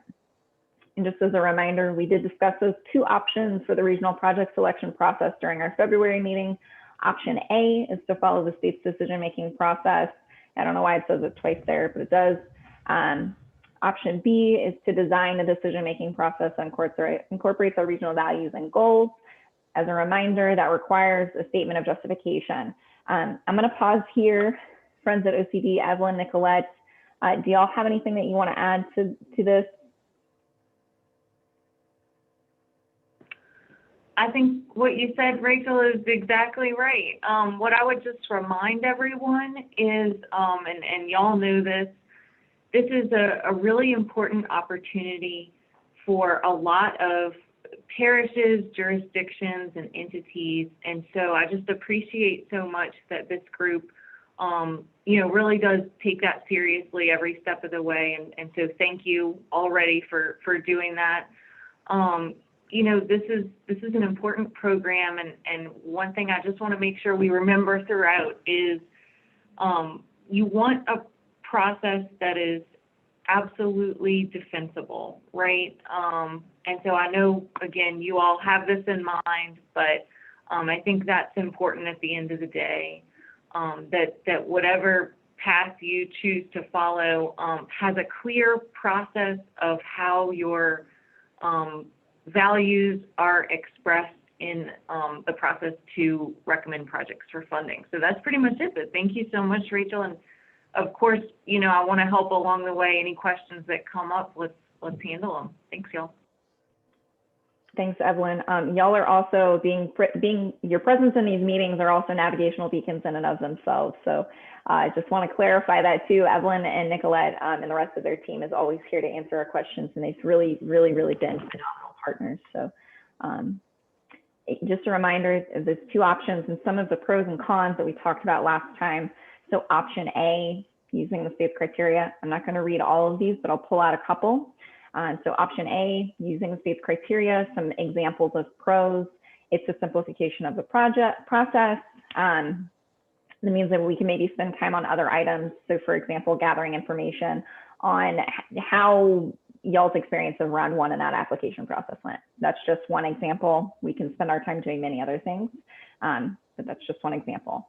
Some cons is that adopting that process that is not, we're adopting a process that's not necessarily co-designed with the steering committee members. And I know that it's important for this group to feel ownership over that process too.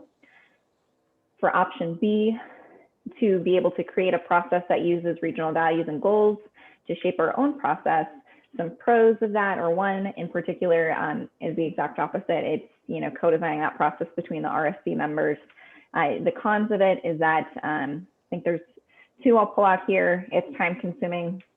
And then also, it could be kind of perceived as moving the measuring stick for folks who'd already submitted through the full application process. So it's not necessarily that we would be picking different criteria, but we might choose to weight them differently, for example. And so people might say, oh, well, I spent a lot of time focusing on this particular thing because it was worth more points, and now that's changed. I don't know if that's going to happen. It's just perhaps a scenario that could arise. Some additional pros and cons for option A. Pros, it's supported by the state's method, and so Evelyn was saying we don't have to necessarily go through that justification process. It's already justifiable. This is something that'll be already accepted easily and readily by HUD. It's the ability to be able to make decisions faster. So I think we were hearing this from some folks that people are ready to get projects out as fast as possible. They're ready to see this funded. Some cons, let me move my little taskbar out of the way here. There we go. We might want to consider localized scoring or funding for other future opportunities beyond round one. For option B, I'm going to move this taskbar again here. There we go. Some pros, there's, it can be in alignment with the regional needs, and then we can consider geographic distribution of funds, this use of equity. For example, some cons is that we have a short timeline to make that prioritization method. So as a reminder, that timeline by our next meeting, we have to have our if we choose option B, make that clear, if we choose option B, we have to have the priorities stated and voted on and adopted, as well as that decision-making process. If we do not achieve doing either of those things by the next meeting, then we're going to have to meet before April 30 to be able to do that.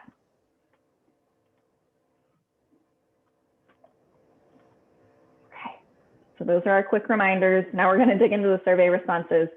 For folks who are not our regional steering committee members, what we did was we actually sent out a really short survey, and it was probably took most people 6 minutes or less to fill out, I think. And we just actually wanted to hear from the steering committee members kind of how they would have weighted, like what was the most important criteria. These are the exact same round one project criteria buckets that the state has. So we were curious, okay, how are our steering committee members thinking about this? How would they rank our regional values, our regional goals that are project related as they're stated in the guiding principles framework for Region 7? So what you'll notice is that these are our steering committee responses. And the way that these weighted averages were calculated is it's essentially a scale of 1 to 5. So from least important to most important, least important qualifies as a 1. That's how many points it gets. Most important qualifies as a 5, and it gets the most points. So that's how these weighted averages were calculated. The most important thing to the steering committee members was this section on effectiveness of reducing flood risk. And then least important, but still important, right? We want to make sure that we're clarifying it does not mean that this is not important. It's just in comparison to the others, perhaps not the one that we're thinking about the most, are social benefits. And then we actually noticed that there's a tie between project costs and implementation, enhancement of natural functions, and then benefit to the most impacted and distressed parishes. And so this is actually the number of points that the state allocates to each of those buckets. So these are the maximum number of points that any project applicant for round one can receive for any of these categories. So what you'll notice is that by the state's scoring process, they also are putting the most value on the effectiveness and minimizing risk section, the least amount of value in the social benefits section. Again, a reiteration that does not mean that it is not important. There's a very specific and strategic way that the state went about building out these criteria. And that benefit to MIBs, enhancement of natural functions, and project cost and implementation are neck and neck with each other. So in comparison to the state's criteria, the states aren't really that significant.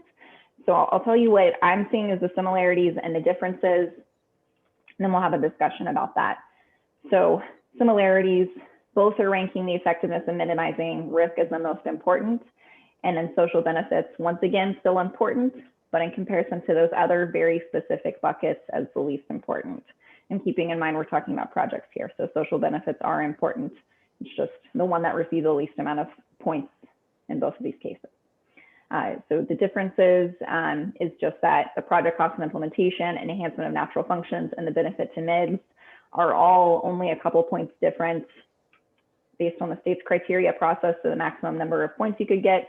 And then the steering committee members, based on the weighted average, they were all equal. So something I want to open up to this group, to the regional steering committee specifically, is are these differences significant enough to design a new process, or do we want to spend meeting time on something else in the future, which means we would use the state's process. So as a reminder, what that is the state's going through applications right now. We as a region will receive the completed project applications that were not being selected for funding by the state that also meet that $5 million minimum requirement. And they would essentially come to us in order by the ranking of the state's project criteria. And so we would select the top number of projects that equaled the $5 million. Is that a fair explanation, Evelyn? Okay. It is. Thanks so much. Okay, just want to make sure. Y'all have been in the weeds with this. So the question of the steering committee is, are these differences significant enough for us to want to take option B? Or do we want to take option B anyways? Do we prefer option A to use the state's method? Really just would love to hear from the steering committee what y'all's thoughts are.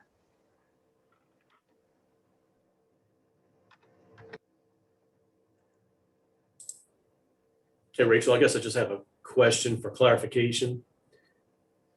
This is only specific to this first round. And then once we have a provisional governance set up, we'll have our own system in place that we'll also have to justify if we score differently, or how does it work once we have our governance structure and bylaws and everything else in place?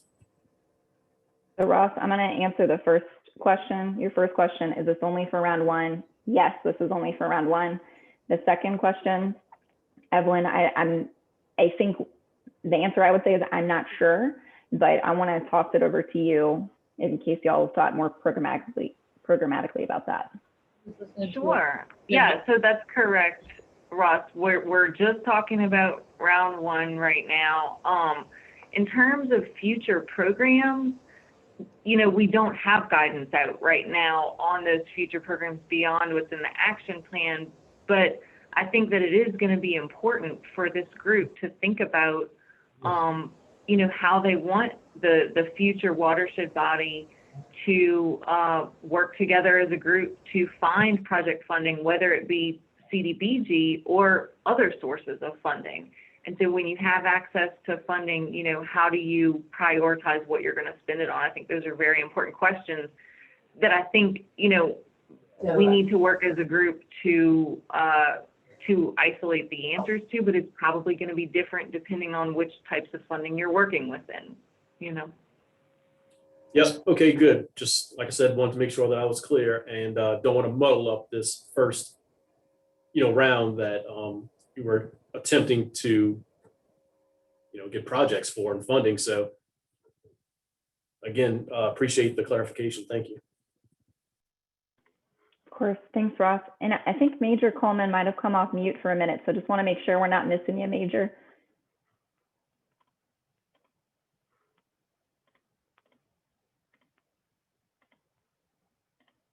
And it's possible I was mistaken.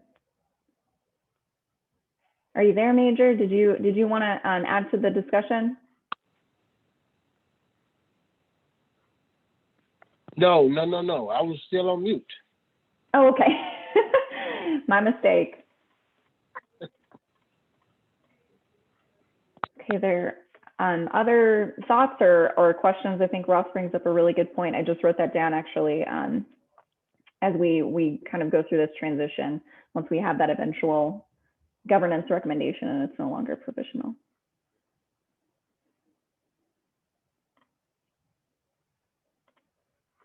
Let me see, I'm gonna just kind of go down the line here, see who we've got that maybe we haven't heard from in a little bit.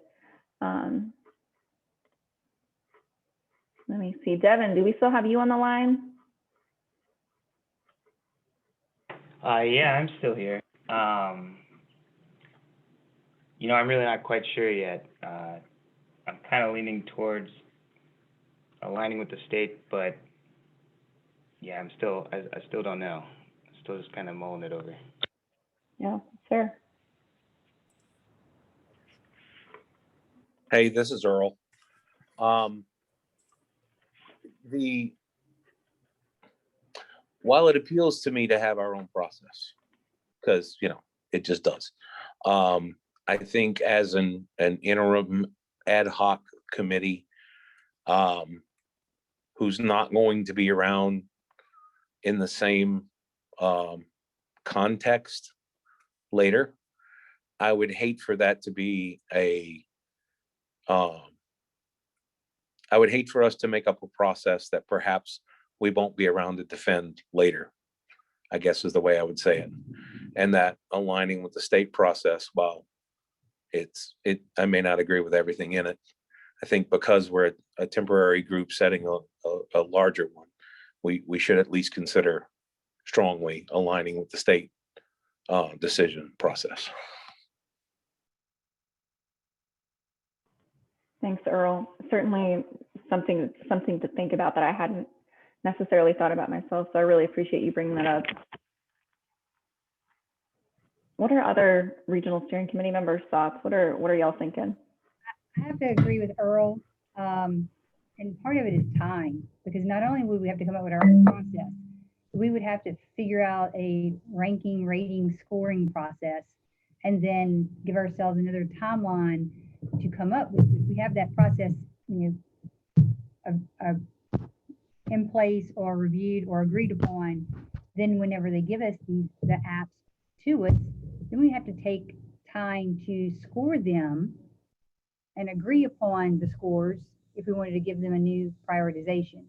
And I just don't know that we have the time. And again, going back to what Earl says, how, if, you know, a year and a half from now, would we defend that if our entire basis is being just an ad hoc group right now?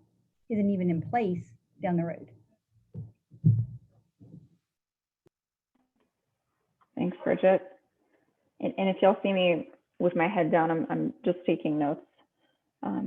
It's like, you know, a good point. I was hearing, just echoing some things that Earl said, and then also just the amount of time.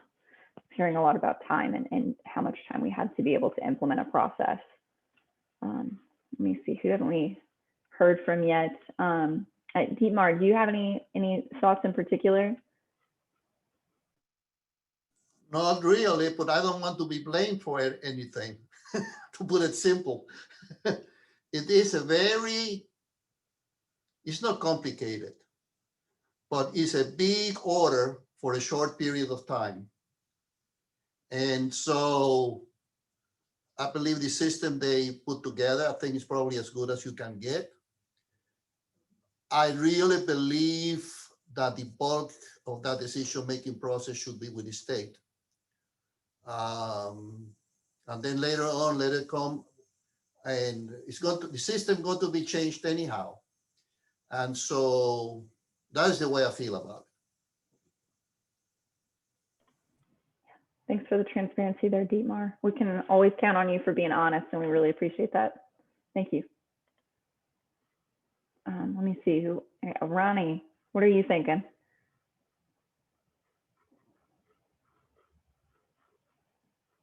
Oh, I think you're on mute, Ronnie. Well, I don't think we're even ready to write a letter of justification if we disagree with the state. So unless someone can come up with a really convincing reason to not go with the state recommendations, then I say we go with the state recommendations.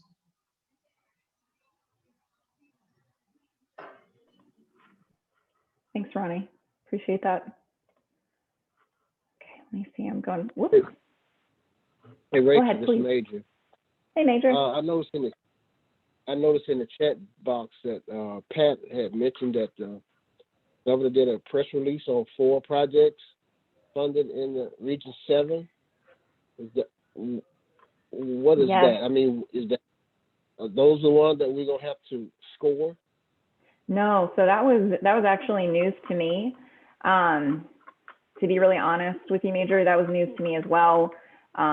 What I did while Steve was presenting, just to be 100% transparent, was actually went to the governor's office website, to their press release or their news section, and pulled that, and then added it to the very final slide at the end of the slide deck. So I figured we would give some space for our folks at the state to talk a little bit more about that.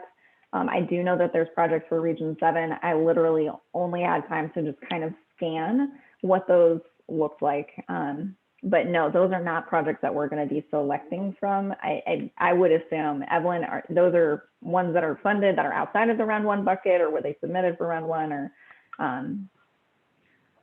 Yeah, thanks y'all for allowing us to share some good news with y'all today. It's like perfect timing that we get to talk about this.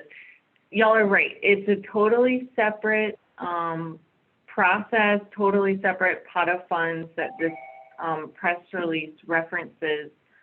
If you're familiar with the action plan, there's a couple different kind of larger program groups, and so this is part of one that's state projects and programs. And yeah, if we could maybe add a link for y'all, maybe someone has already done this in the chat. Yeah, Colette might have just added it. We all see that link there to the information. So it does list each project. This is not referencing anything that y'all would have to score or select or weigh in on. It's really just good news about some funding getting out there. And as Pat noted, some of these projects are in Region 7, and we're super excited about that.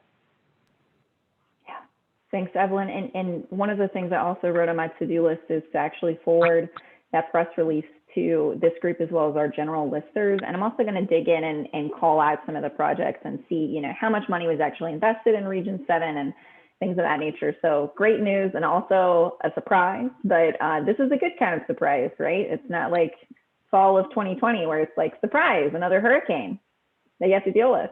This is a good kind of surprise. Is that helpful, Major? Exactly. You know, I'm Oh, just yeah. realizing some people are on the phone. Did you want me to read through the ones in Region 7 pretty quickly? Can we wait until the end of the meeting? Is that okay? Absolutely. Okay, cool. Major, was that, you were about to say something in there too? No, I was just saying, I just wanted to know that, and I can wait till the end to see what the end's gonna be. Okay. Thanks, Major. I really appreciate you bringing that up too. Let me see, what about Karen? Do you have any thoughts on this question? Are these differences significant enough to design a new process, or do we want to go with the state's process? We're good with going with the state. No need to duplicate the efforts for the same end result. So we're supportive of going with the state. Thanks, Karen. I'm trying to see who I haven't heard from yet. Maybe Ryan Donahue or LaRuth with St. James.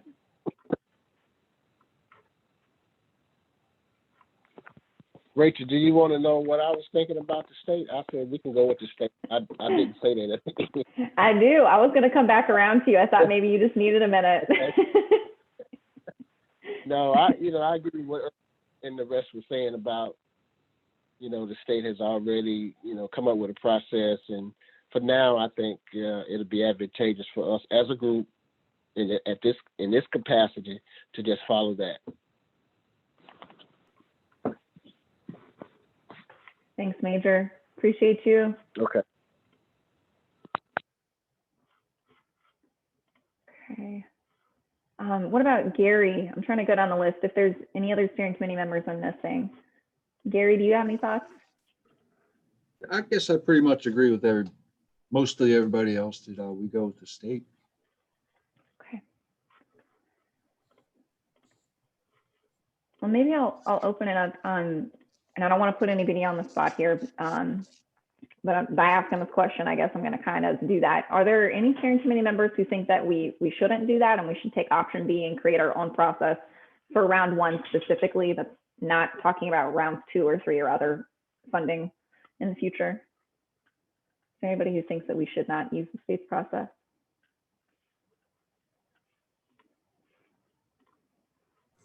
We should not complicate the issue more than what it is.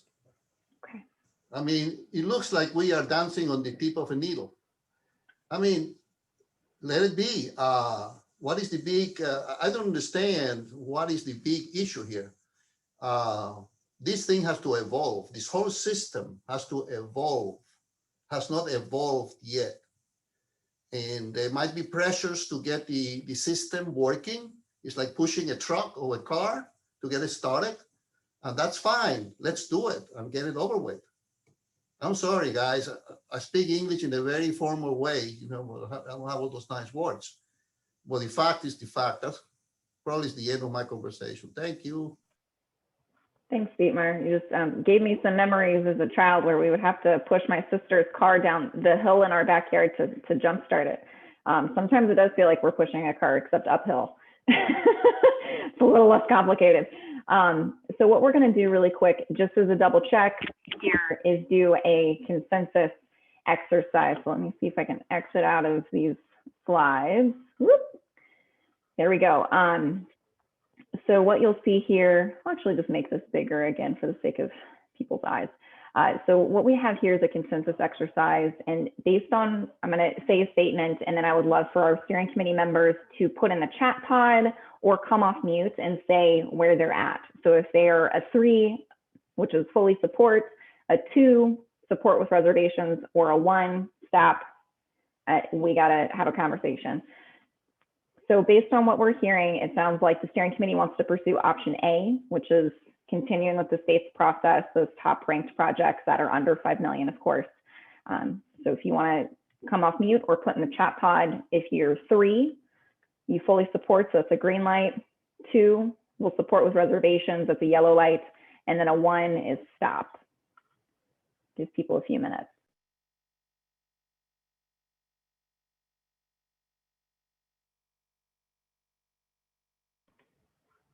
C3s rolling in. Another 3. Thank y'all for being open to incorporating a new tool. I'm hoping we can use this to get feedback as we go along. I feel like we need more opportunities for consensus building. So I'm seeing all 3s. If there are folks who are just on the phone and you feel like you need to come off mute, please feel free to do so. See a 3 from Major as well. Okay.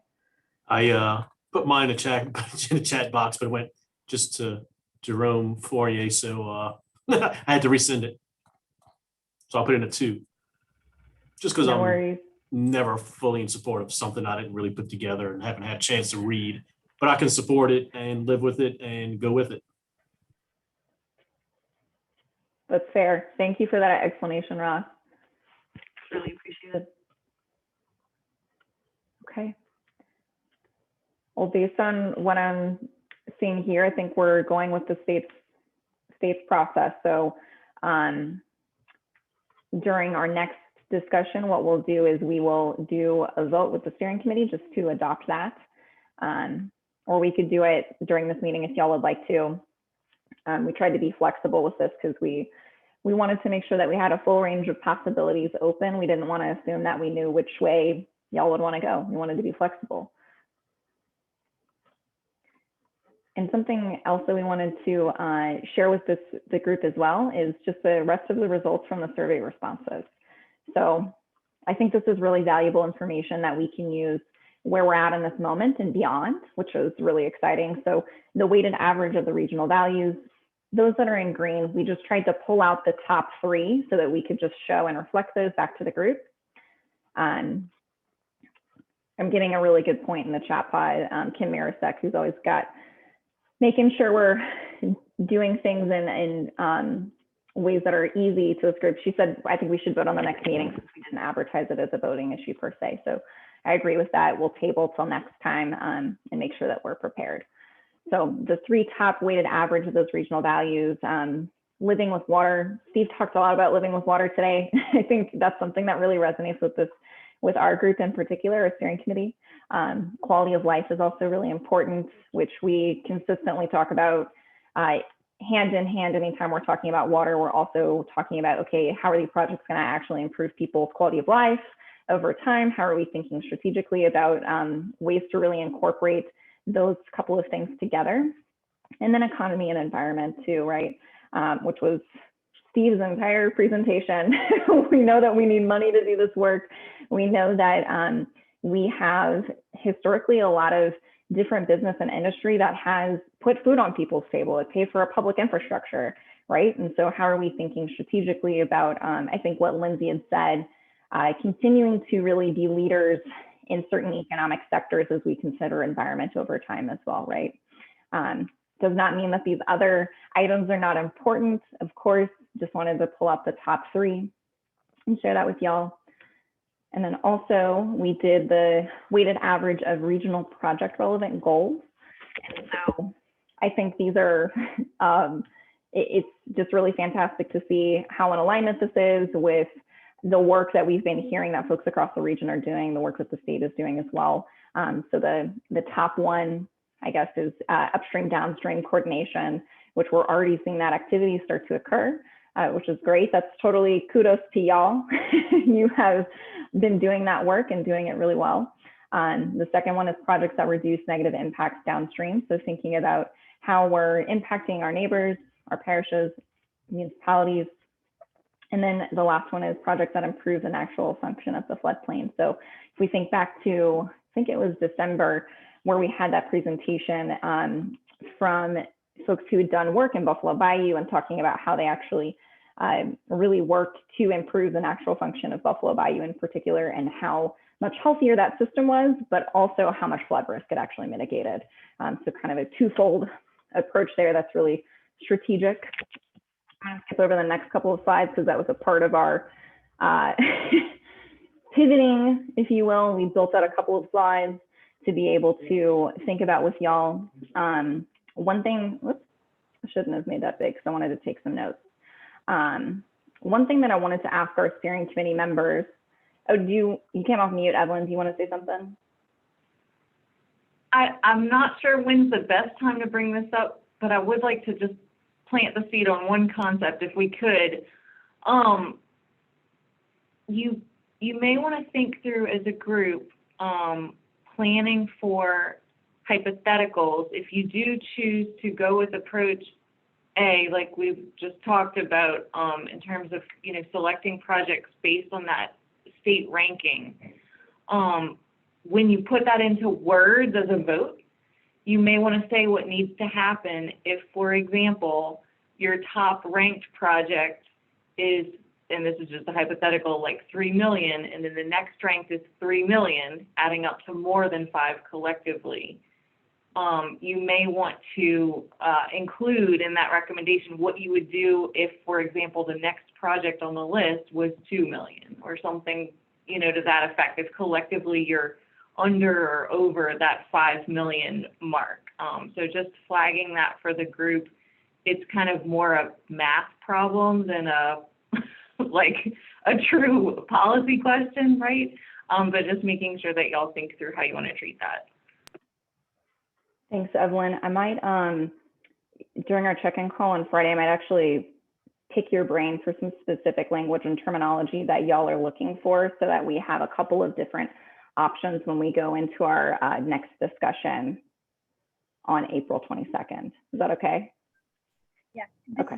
I wanted to feedback on what Evelyn was saying, and that I think it's important for us to, when we get our scores and we get the projects that were not selected brought to the group, we probably need to have some sort of way of identifying what if we've got, as Evelyn said, maybe we've got 8 projects that have the exact same score and collectively they add up to $10 million. I think we're going to have something in place that individually we vote for 2 projects collectively and see, have a rating or ranking or a voting aspect that says that the ones that are listed at the top scores and they well exceed the 5 million, I would recommend that we have some sort of way that says that we collaborate and say what our priorities are, the projects that we felt met our top priorities for this particular region. We vote for those top 2 projects that we feel meet the actual ranking of our prioritized issues that we as a region think are the highest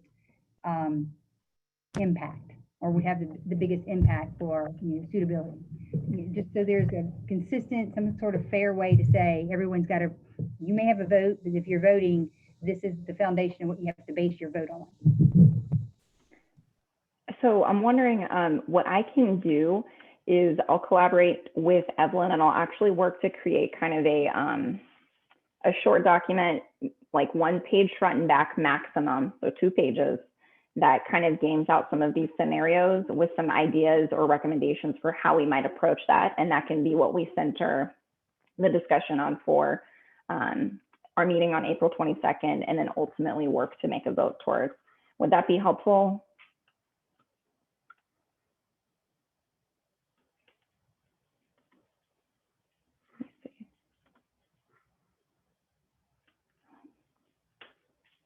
I don't want to assume silence is compliance, but I think I saw maybe a head nod. And if you can think of something else that might be more helpful or better serve y'all for that discussion, please just reach out. I'm going to make sure that we are prepared for that conversation. And ultimately by doing that, I make sure that y'all are prepared. So we'll send that out a few weeks in advance. I might just ask, maybe instead of trying to come up with our own language, not instead of, but piggybacking on what Bridget said, just having some guidance from the state that we can fall back on, because if we're using their scoring system for our selection and we have these math problems, then I would like the state to let us know how they would prefer us to go ahead and select the projects, or at least give us some guidance. But I know you said you're gonna do that on Friday, so yeah.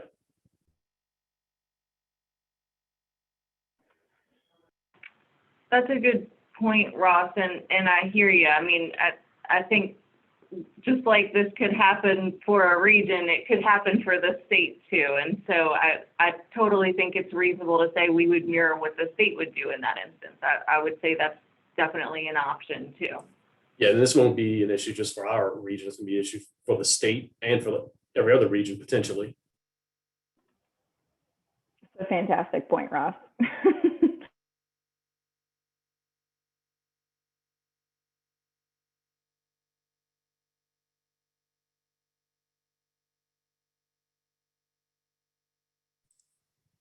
I wonder if Rachel froze.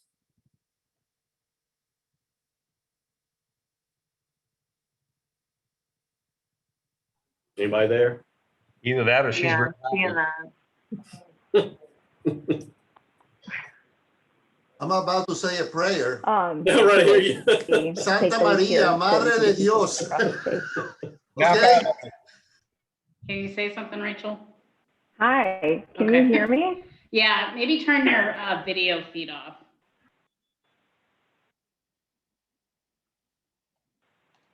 Oop.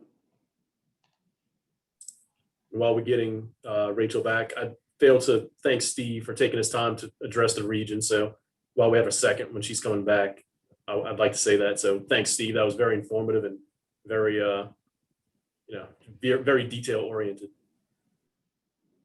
Thanks. I got to do one for every region. So I appreciate anything y'all might have to say about what works and what doesn't. Y'all are literally the first regional presentation I've done. So I tell you, Ross, as soon as I say Santa Maria, lightning hit behind me and Rachel went off. So, okay. Yeah, Rachel's coming back online now. We are flexible and adaptive, y'all. And I think our internet might have just went out. There was a pretty large lightning strike that just occurred, so who knows? Rachel, do you want me to share the slide for you? Yes, that's exactly what I was thinking, Kim. So if we can share that slide, I think I was just saying we're going to coordinate with Evelyn to get guidance from the state specifically, so we should be good to go there. And let me see, I'm going to check my timer, and we just have a couple of minutes left. Oh, wait, hang on. Slide 37. Okay. Hey, Okay. yes, there we go. All right, y'all. Our regional steering committee members, I'm curious, since we are going to have not a lot of time, but some time, because we're shifting the way that we're thinking about this process.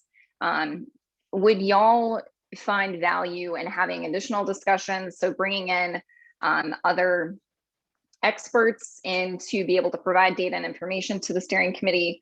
Is there benefit in being able to get some feedback on round one to the state?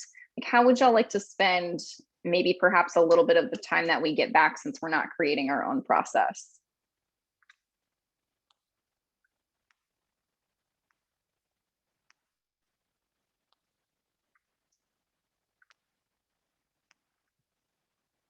And also, if you come up with ideas after the meeting, you can send them over and we can put together a couple of ideas as well and see what works best for the group too.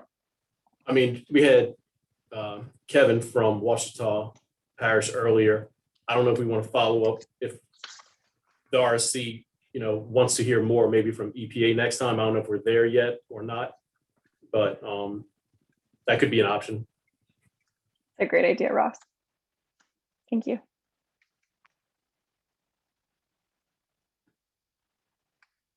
There are other ideas, like burning questions that y'all have, where maybe we could track somebody down who at least does research on that?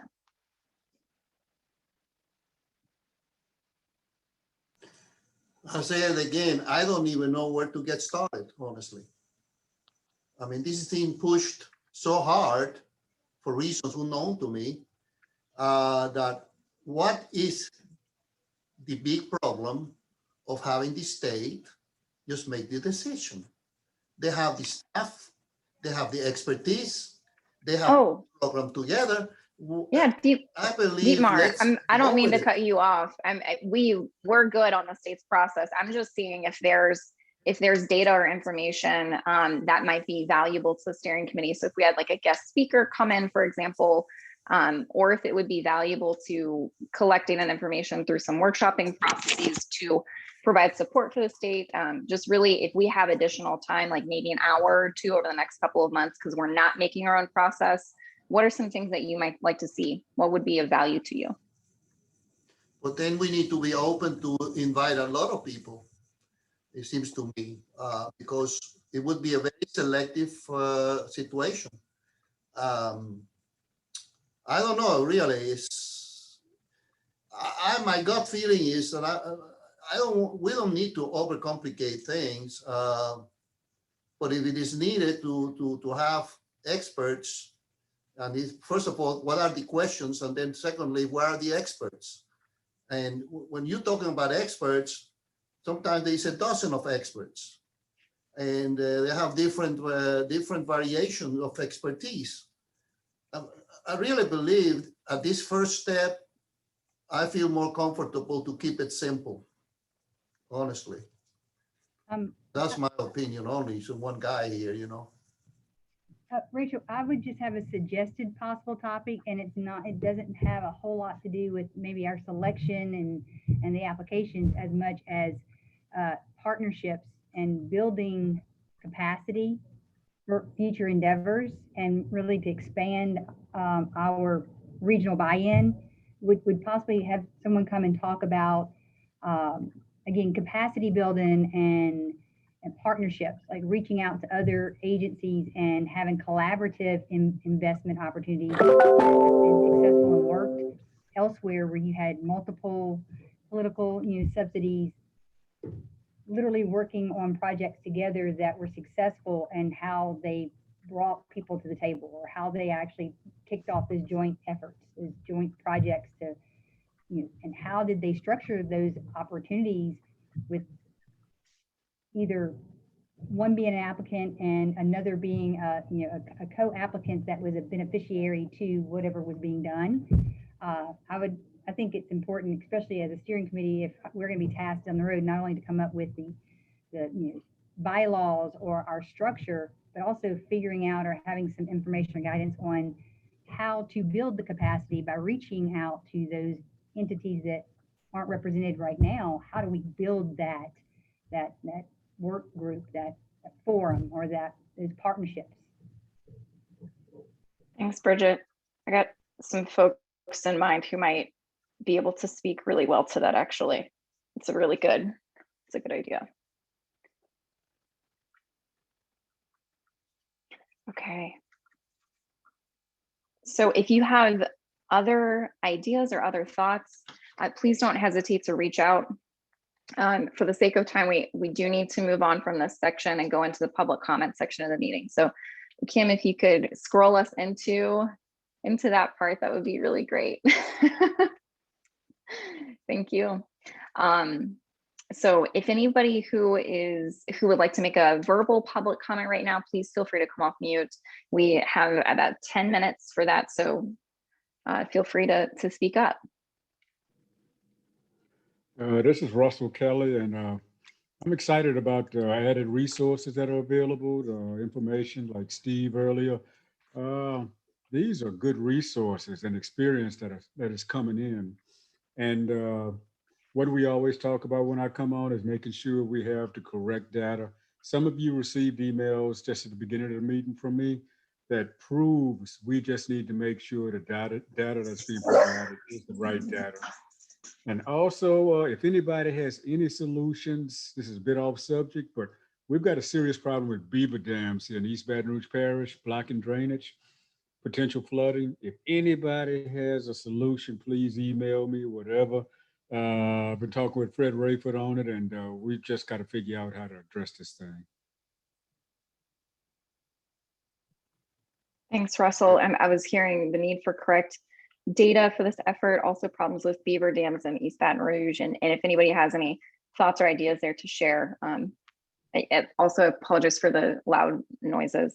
There was a lightning strike and my dog barked, so didn't mean to interrupt your comment.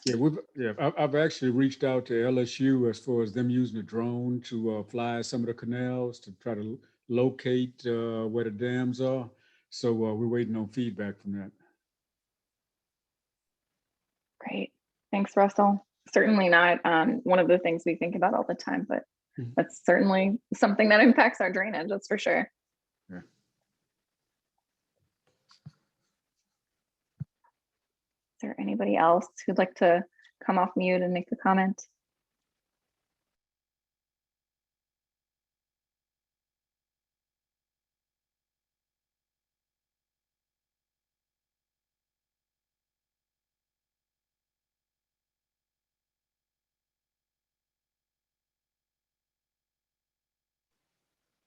Not seeing anything in the chat pod either, which is interesting to navigate on my phone. Okay. I'm not hearing anything from other folks. As always, we always say this is not the only opportunity to be able to have a conversation, to give us feedback, to be able to tell us about how you'd like to improve this process. We do have the pluses and deltas board as well, if you'd like to leave feedback that way. Kim, I think if you click on where it says our board and it's underscored on that previous slide, you can copy that link and then put that in the chat pod if that's okay. That's much appreciated. But Ross and Chuck, or Ross, are we okay to move on from the public comment section? Yes. Okay, perfect. I realize you might not be able to see me with your phone, so I was giving you the head nod and the thumbs up, but figured I better come off mute. Yeah, you're very tiny. It's like the size of my thumb, I think. It's a really small screen. So I think a couple of things, maybe we'll, Evelyn, if you want to go ahead and tell us a little bit more about those projects that were in the press release, and then we'll go to the adoption of the minutes. Then we'll say thank yous and go into the adjournment. Sure, thanks so much, y'all. And you know, before I launch into that, on that topic I was bringing up earlier about if you have projects that add up to less than your 5 million, but the next one would take it over, I was just double checking what the state would do in that instance. We do have some information on that in the policies and procedures for round one that says the state could pick the next ranked project that would keep them under their cap. So that may be an example of what you want to think about for the region. Okay, so switching gears here, the press release and the state projects and programs, I'm going to read down the list of projects that impact Region 7. Of course, there are more on this list in other regions. So there's one impacting Ascension and Livingston parishes. It's for $42 million. Excavation of 2 drainage basins through LA Highway 22 and construction of 2 new bridge structures, which will reduce water surface elevation on the Amite River and restore flows into the McElroy Swamp. We have a project in Livingston Parish, $15 million. Livingston Parish drainage improvements involves a lateral drainage work to reduce floodwater inundation, reshaping eroded banks, repairing levees and other structures, and removing debris. One in St. Tammany, $10 million. That's specifically for non-structural projects, buyouts, elevations, reconstructions, those types of projects. And then the fourth in Region 7, East Baton Rouge Parish, $5 million, University Lake Flood Risk Reduction Project. So again, you know, there's, I think, some links in the press release. Feel free to explore that. And it's exciting. You know, this is, I think, what many in this group have been looking forward to, seeing some projects hit the ground. So thanks so much, y'all. Thanks, Evelyn. I think if I can do math correct, then that's about $70-ish million worth of projects for Region 7. So I'm really excited to see that get off the ground. So thank y'all. It's good news, especially on this rainy day where I'm sure that some people have had different flooding experiences, especially while traveling today. So I think, Ross, if we want to, we can move into adoption of February 25th meeting minutes, unless somebody has further questions about that press release that Evelyn just mentioned that we're going to send out.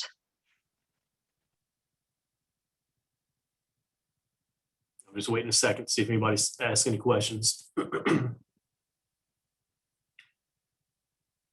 All right, can I get a motion to adopt the February 25th meeting minutes? Motion to adopt. That's Bridget. Can I get a second, please? Second. Ronnie? Yeah. There's Ronnie with the second. Anybody opposed?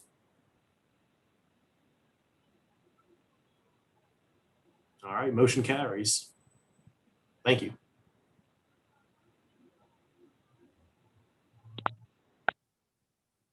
Right, and I don't have anything else, y'all. Just as always, a lot of gratitude for the time that y'all take for this these conversations. I know that today, especially on this very rainy day, there are a lot of things going on as well, and some of us might just wish that we could just take a nap with this perfect napping weather. So feel free, you can always reach out to us. Just thank you again.